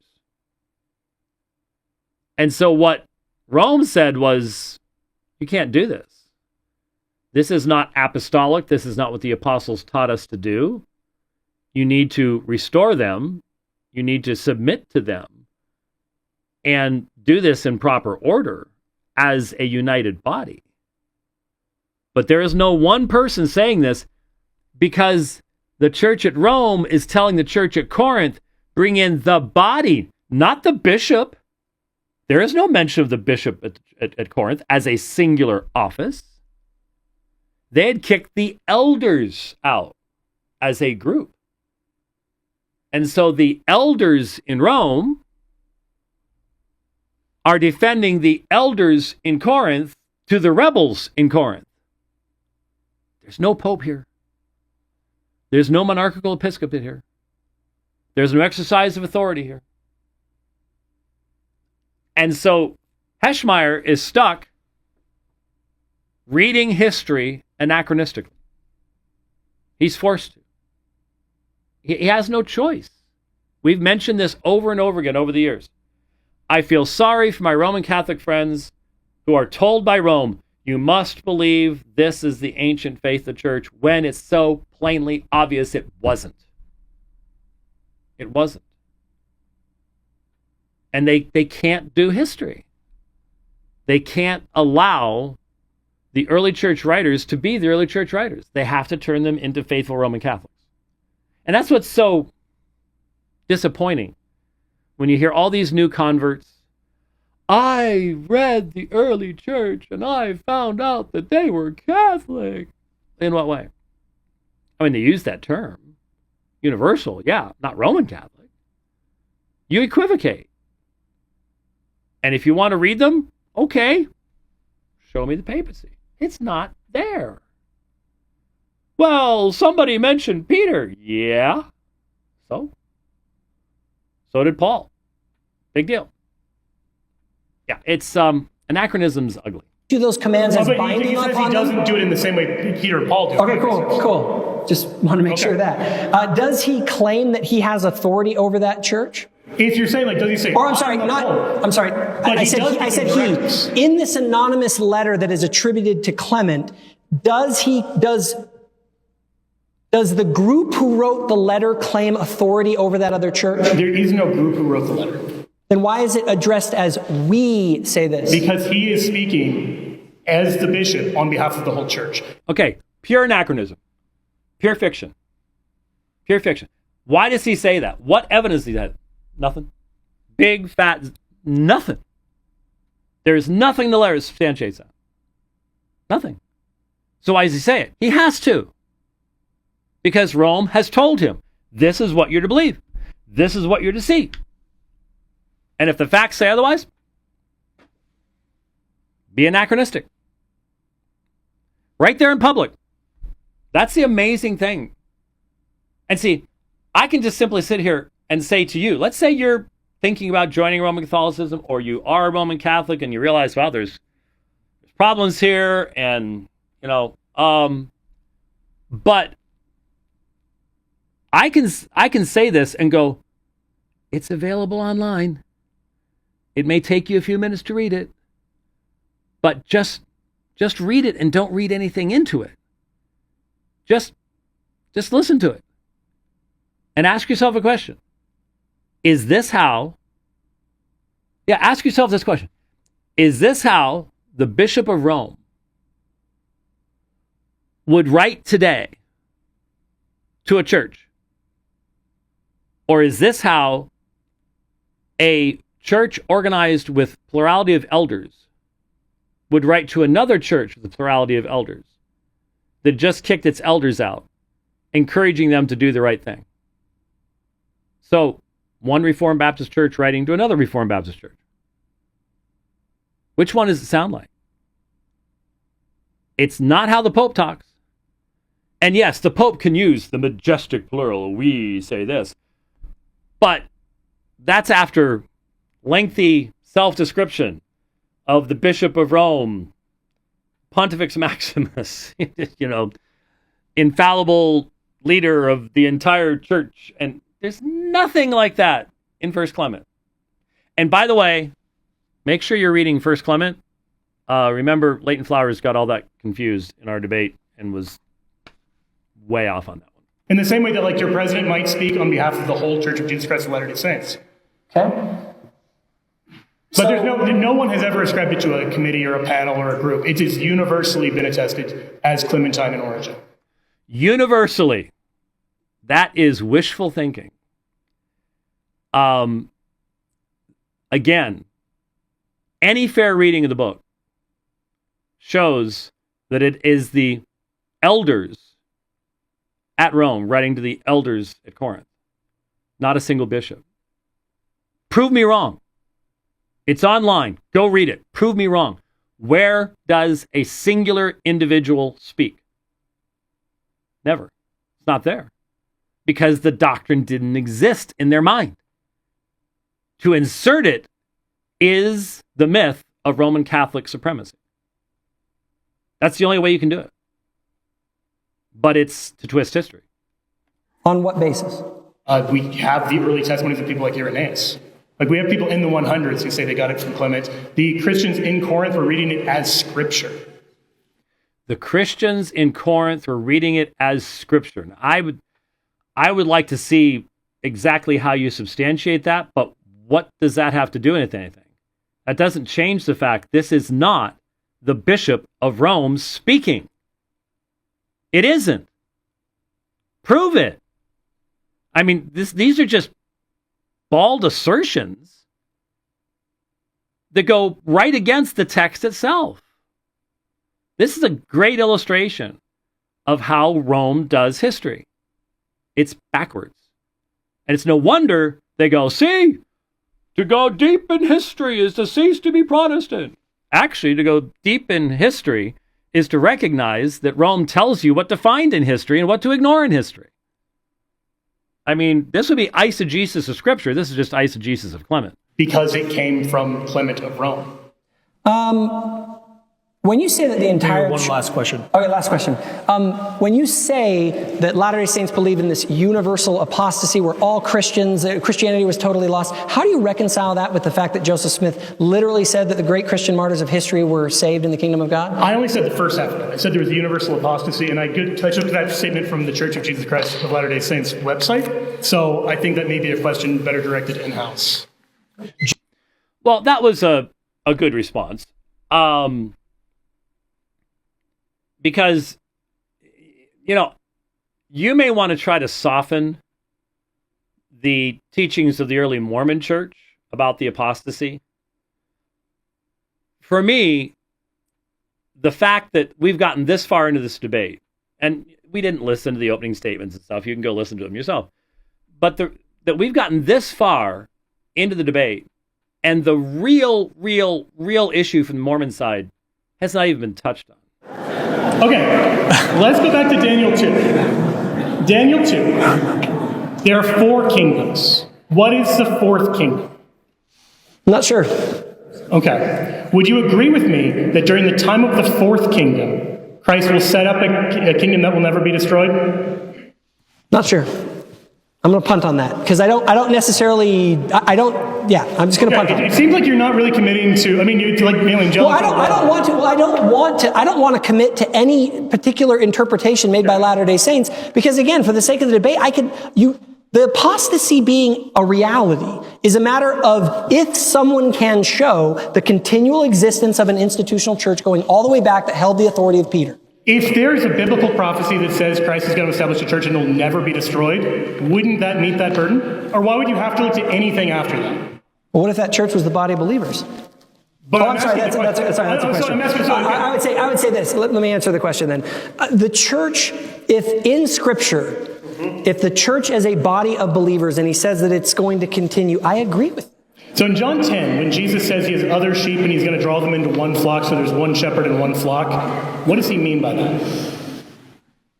You know,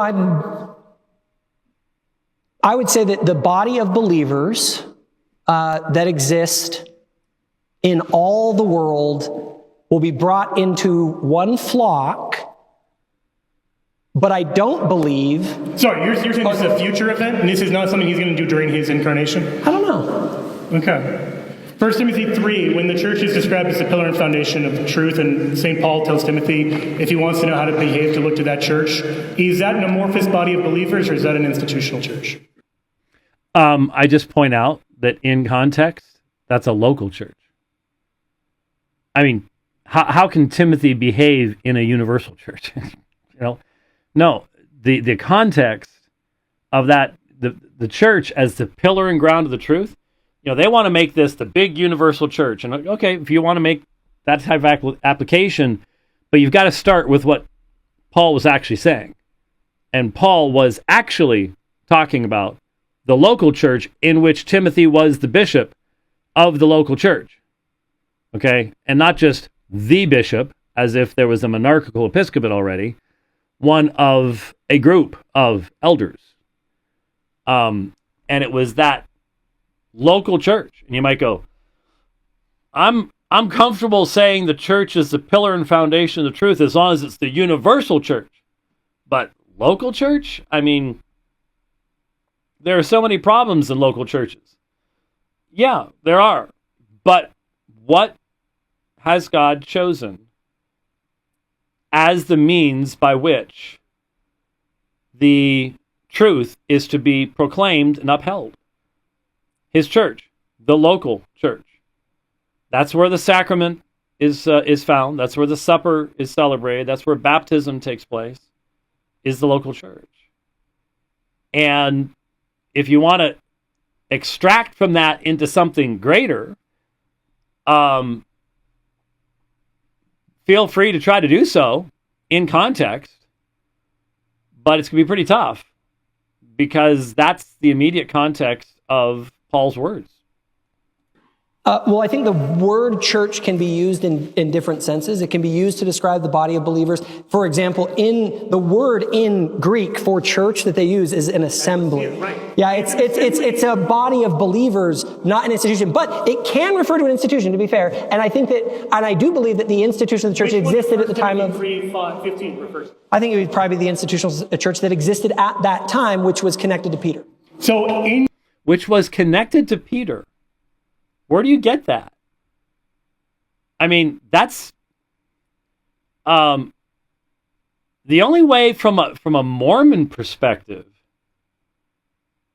to get that would be through some kind of priesthood thing. But it'd be Peter, James, and John were the ones that came back and allegedly restored the Melchizedek priesthood. I've just never heard that kind of emphasis before. Certainly not from any of the Mormons I've talked to. Emphasis upon Peter. But yeah, that's almost giving the Catholics something. But even then, that's an ahistorical claim to begin with, as we've demonstrated in every debate we've done on the papacy. Your understanding of the body of believers, is this an assembly, a visible community of believers, or is it just every believer wherever they may be? It's a good question. I would say that it's every person who desires light and truth and beauty and goodness because Christ is Christ is the manifestation of that in the world. And so they, without knowing it, are seeking God. And so all people How who are they seek God, assembled? Well, that sounds almost like an inclusivistic Mormonism. And again, you can find quotations. I mean, Mormonism is a modern religion, and the printing press had been invented by the time Mormonism comes along. And so there are volumes and volumes and volumes and volumes of writing. You've got the journal discourses. You've got the books that were written by early leaders and for 150 years now. And so you can find a quote anywhere, I suppose, to say anything. But again, you can also find far more in the authoritative teachings of the general authorities that limit the expression of Christ's church to a particular organization that was founded April 6, 1830, and central to that claim is the concept of the priesthood.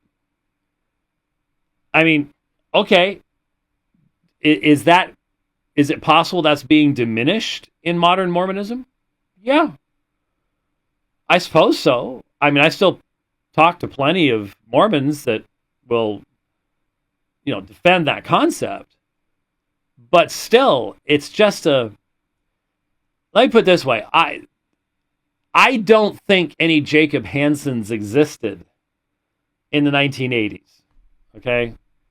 There was that one guy out in Mesa that was sort of ecumenical, so maybe I'm not right about that. But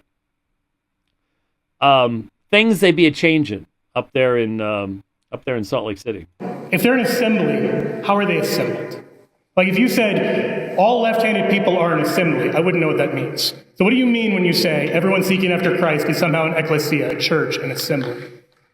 I think that is a good question. I would say, off the top of my head, something like... Notice he's not giving us official statements. And think about it for a second. I think this is one of the real ironies of Mormonism. Just think about it for a second. These people claim that their current leaders are apostles of Jesus Christ. Can you imagine if there was a living apostle, how everybody would be glued to everything that person was saying? I think Mormons have become so accustomed to making that claim that the outlandishness of it has been lost on them. And especially modern younger Mormons are so accustomed to dismissing someone like Bruce R. McConkie. Just that they don't seem to realize you're dismissing an apostle. Or when the Mormon Church threw Brigham Young under the bus a few years ago on the priesthood and the blacks issue. Again, did anybody stop to think, my priesthood authority, when I was given my patriarchal blessing, my priesthood authority line goes through Brigham Young. So if he was all wrong about that, then how do I know I have the priesthood? It's like they just don't even think about stuff like that anymore. The unique epistemological claims of Mormonism. Now, this guy holds to a more, what does he call it? Sort of a majoritarian epistemology, something like that. There's similar views even amongst Roman Catholics. But again, this is all new stuff. This is not what Brigham Young was teaching. This would have been unheard of in the 1950s in Utah, at BYU up there at that time, that kind of stuff. When people gather together to do good and to lift it, like if a group of people in, I don't know, let's say China, get together and do something good and beautiful and true to lift other people, I would consider that an assembly, in a sense, the Church of Christ. Okay, now, how does that work? What if they're Buddhists? What if they're atheists? That's an assembly of Jesus Christ? Again, this is ishy-squishy Mormonism at best. Just way outside of what I would remember at all from any of the Mormons with whom I've discussed the nature of the church, anything like that. And it can be made to say anything. Again, you've had over 100. I forget was it 189? Let's say 190 apostles of Jesus since 1830. Shouldn't you be able to just go to them? Why are you making stuff up off the top of your head? Isn't that a little strange? Doesn't that sort of say, don't really believe that they were apostles like Paul was or like Peter was? It's at least a few steps down functionally for you? The 2 or 3 gathered in my name, there I am, that kind of model. Okay. In Matthew 18, when you're to confront a brother, you're to go to him one-on-one, and then after that, you're to go 2 or 3. And if he doesn't listen to you, then you go to the church who adjudicates it. Is that an amorphous body of believers, or is that an institutional? No, in that case, like I already said, sometimes it does refer to an institution. Mm-hmm. And I'm just asking which one's which. At that time, an institution did exist, and that institution helps to guide the body of believers. Where are some passages where it talks about there being 2 churches, one institutional, one assembly? Well, the meaning of the word ecclesia, as you said, the Greek term is not about an institution. But didn't it's you about the just say in assembly. Matthew 18 it is about an institution? No, it can be used in either way. Sometimes words can be used in 2 senses. Where do we find anywhere in the New Testament that distinguishes those 2 senses? In the context you already brought up, sometimes it's clear that they're referring to an institution, sometimes it's clear that they're referring to a body of believers. Okay. So when St. Paul describes the church as the body of Christ, is that just body of believers, or is there an institutional reality there? I would say, kind of as you said tonight, that it is the body of believers make up the essence of it, but the fullness of it is manifest when you have the body of believers guided by the fullness of the institution. Okay, so you would agree that the body of Christ is on earth and growing as the church for 2,000 years? I would say that as it says that God is working through all peoples of various religions. I don't believe that there's... Okay, now that's a Weasley way of getting around that. It is not the LDS doctrine that the church, as intended by God, equipped by God, and given authority by God to proclaim the gospel and to baptize and give the Holy Spirit, existed for 2,000 years. And if you say it's just, hey, if a bunch of pagan practicing Pacific Islanders get together in 1300 to do something good, there's the church. Give me the apostles that taught that. Your apostles. They're just not there. This is the new Mormonism. This is the there's no guidelines. There's no objective way of defining what this is. And since the leadership is not cracking down on this stuff, as far as I can see, there will not be an identifiable Mormon church outside of the people that control the hundreds of billions of dollars that they possess. They are filthy rich. I had somebody tell me within the last week that their primary financial institution, controls their investments, stuff like that, just passed $1 trillion. Okay? So this institution is filthy rich, and filthy rich institutions can afford to buy a level of unity that poor institutions can't. But no institution can survive an amorphous definition of its very being. And that's what Mormonism is developing. Mormonism grew when it had Bruce R. McConkie's. It doesn't have Bruce R. McConkie's anymore, and its growth is natural. And it's actually in participation parameters not growing at all. The back door is as big as the front door. So why is that? Well, when you have a strong message, you'll attract people. Once you start trying to do this kind of stuff, I don't think it's going to be attractive at all. There's no salvation outside of the Catholic Church. I don't believe that there's no salvation outside of the Catholic Church as is taught by the Catholic Church. Okay, in the groups that Joseph Smith mentioned there about God working through people, doesn't he mention non-Christians like Jews? Mm-hmm. So would you say they're part of the church then? If they're seeking light, goodness, truth, and beauty to the best of their ability with the knowledge that they have, then they are. So you think when Joseph Smith says God works through the Jewish people, this means the same thing as when the New Testament talks about the church? In a sense, yes, but in a sense, no. It depends on if they're part of the institution or not.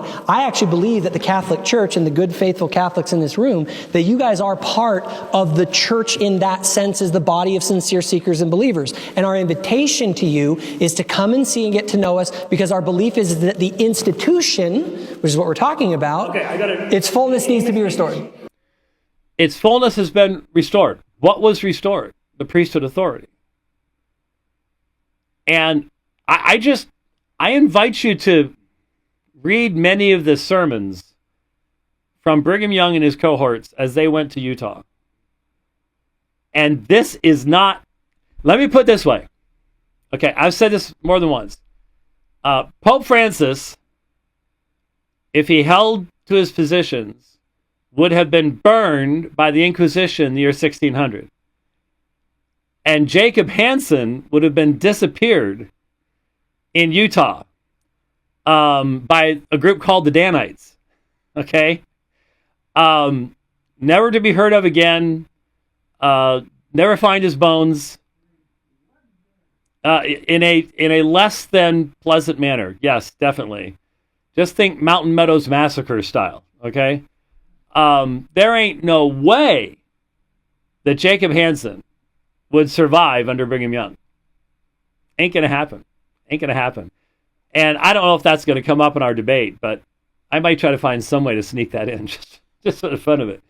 Because this is just so different than the Mormonism of the last, a century and a half ago. I was going to say the last century, but it's so different from the Mormonism of the last century up until about the 1990s. Could you clarify, does Amos 8 refer to Samaria, or does it refer to the early Christians? I actually think you made a good point on that. I actually think that the early, I don't think that's a good scripture to use to argue for an apostasy. Okay. Are there any passages you have raised this evening that foretell a great apostasy? I haven't brought up any, because I'm not making an argument for the apostasy from Scripture. I'm making the argument from clear history. That's interesting, because Mormons do, and Mormons did make an argument for the apostasy from Scripture. And I wonder how many general authorities repeated those arguments and taught those arguments, and how many of those arguments appeared in the official writings of the First Presidency of the Church of Jesus Christ of Latter-day Saints, and were taught to generations of Mormons, but can now be, oh, yeah, I think that's a good point. Yeah, I don't think I'd use that anymore.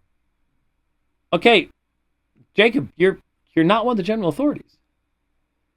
So evidently, you do have a fundamentally different view of the authority structure of the LDS Church than at least the people who ran the LDS Church for 150 years did. So if we figure from April 6, 1830, let's say to 1980, okay? I started really studying Mormonism right around that time. Really got into it in 82, okay?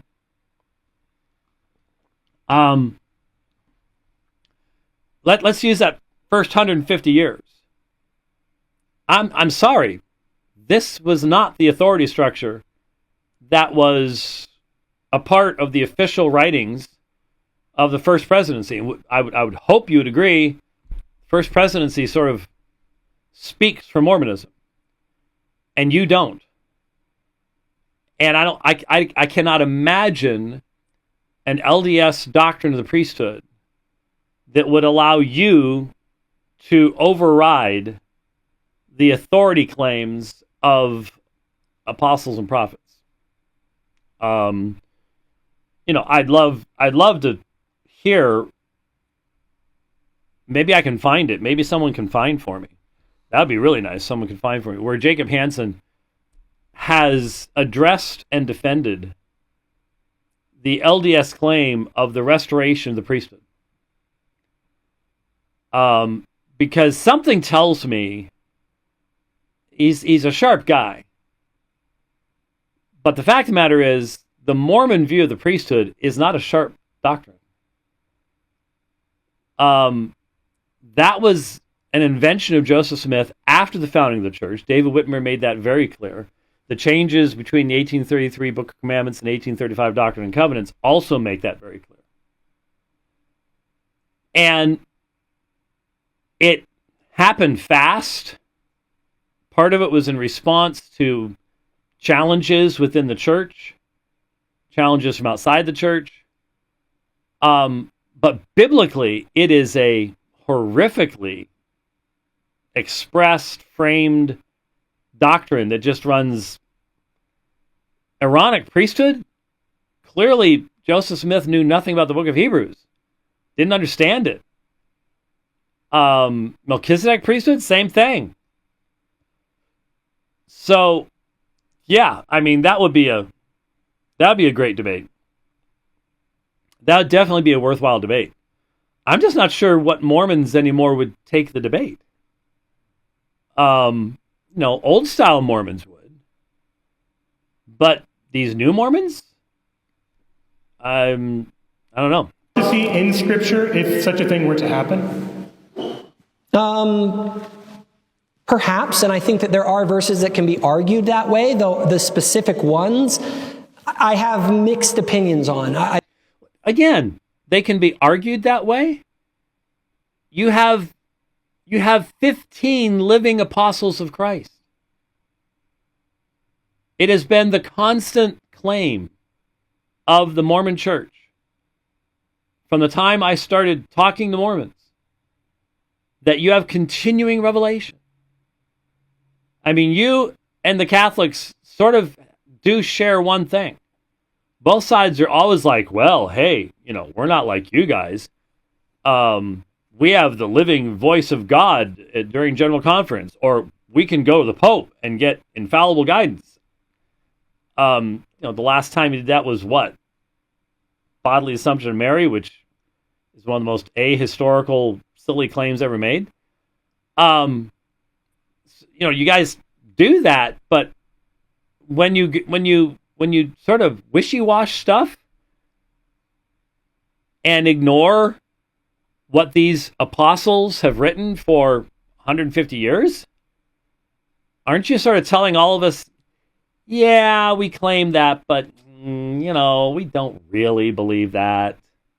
I mean, come on, that's pretty weird to extend that kind of authority. And it is, but we're sort of hearing how you're handling it. I think I would let other Latter-day Saints that are more scripturally, minded. For me, I'm looking just at the plain history, and the plain history indicates that there's no institution that has a continuous existence. The plain history that the church began in 1965? Well, the papacy as defined in Vatican I didn't exist. Until 1965? No, that was believe me, Joe, I'm glad that you're not part of the pre-1965 church, because I think we all can agree that there were some reforms needed in the Catholic Church in the Middle Ages. Okay, so if you say the Catholic Church in the Middle Ages, doesn't that contradict the idea the Catholic Church didn't exist until 1870? Okay, that was good. That was good.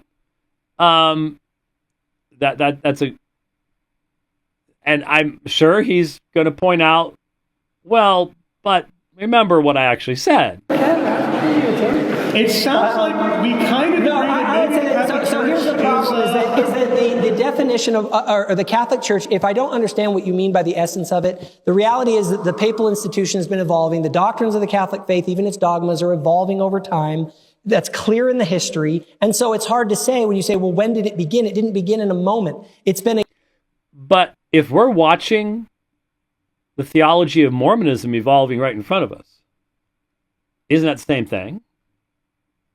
I mean, we have a start date that you have provided for the restored Church of Jesus Christ of Latter-day Saints, April 6, 1830.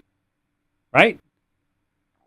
So, if I'm right, and I think I am, that what Jacob Hansen is saying now would have gotten him disappeared in 1850s Utah. Is that development?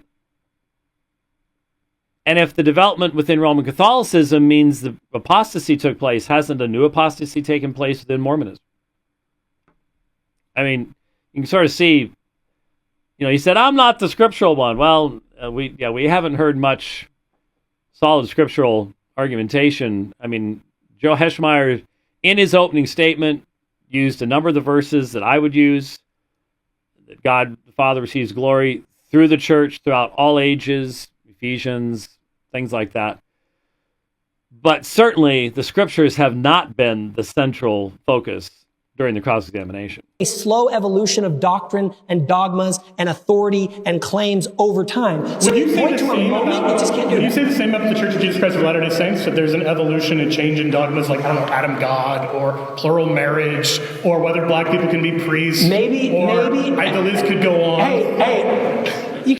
Okay, he wanted to throw that out there. Okay, wanted to get that out there, and it's true. All those things are changes, and there's more to it than even those. And he's smiling over there, and he's laughing. You can throw out your attacks on Mormonism. All right, let's just say that it isn't relevant to this debate. Because if I get... Of course it's relevant in this debate. It is central in this debate. If the original thesis statement had any meaning, there is a historical background to the term the Great Apostasy. There is a doctrine, an identifiable doctrine taught by Mormonism by that name. There's no way around that. And so if Mormonism itself has apostatized, if there has been the same kind of evolution and change and development, there you go. Sucked into a debate where I'm trying to defend I'm trying to test your stance. It will take away from this debate, because the debate is about if there is an institution with a continual existence. No, it's not. It's where the Great Apostasy took place. That's a doctrine. It's a discernible doctrine. It's a definable doctrine. And the problem is, for Jacob, it has been defined and discussed by men that he claims, or that they claimed, were apostles of Christ. And within the past 150 years, there's no question about the transmission of the text or anything like that. It's right there. And yet it seems to me that the new Mormons are willing to run away from their own history and redefine things on the fly. My question is specifically about that. Are you saying that if an institution does something new or different, that it means it's a new institution? Is every time an It iPhone depends comes out, what is the essence of the institution. If the essence of the institution is the papacy and its infallible universal jurisdiction, then I have to find a time when that didn't exist. That's our time. Okay, and that's a good illustration. Okay, Jacob is right. He's correct. The papacy as defined by Vatican I did not exist in the ancient church. No question about it. That definitely invalidates the claims of modern Roman Catholicism. But the LDS Church claims that the essence of the church is connected to the priesthood. I mean, I have had many a Mormon express to me that the very power of God is the power of procreation and the power of the priesthood. That's what defines God. The ability to procreate and to have the priesthood. And you can make an argument for that. Again, from apostles and prophets. So where is that? That wasn't in the early church. And in fact, that wasn't in existence on April 6, 1830. I mean, I know the official story. Well, yes, it was. That didn't really develop later, but it did. It's self-evident that it did. The documentation is overwhelming. So there you go. So I hope this has been useful to you. To hear both sides and to be able to sort of bounce them off of each other, I just thought was a unique opportunity. I'm really glad that it took place. I think both guys did a good job. I mean, I've criticized both of them on all sorts of, aside from just disagreeing with both sides on fundamental things. I think Heschmeyer should have really pressed the priesthood issue. Could have, if he had wanted to. And I think Jacob, it does make me a little nervous about a couple weeks from now.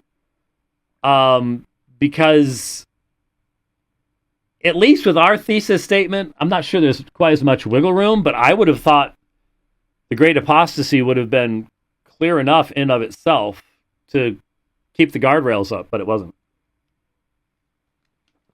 And I had somebody contact me. They linked me to a video of something that Jacob Hansen did recently, and then the video got taken down, and I didn't get to grab it, unfortunately. But the guy was basically saying, just be prepared. You won't end up debating what you think you're debating. Well, okay. I can keep that from happening. I get half the time.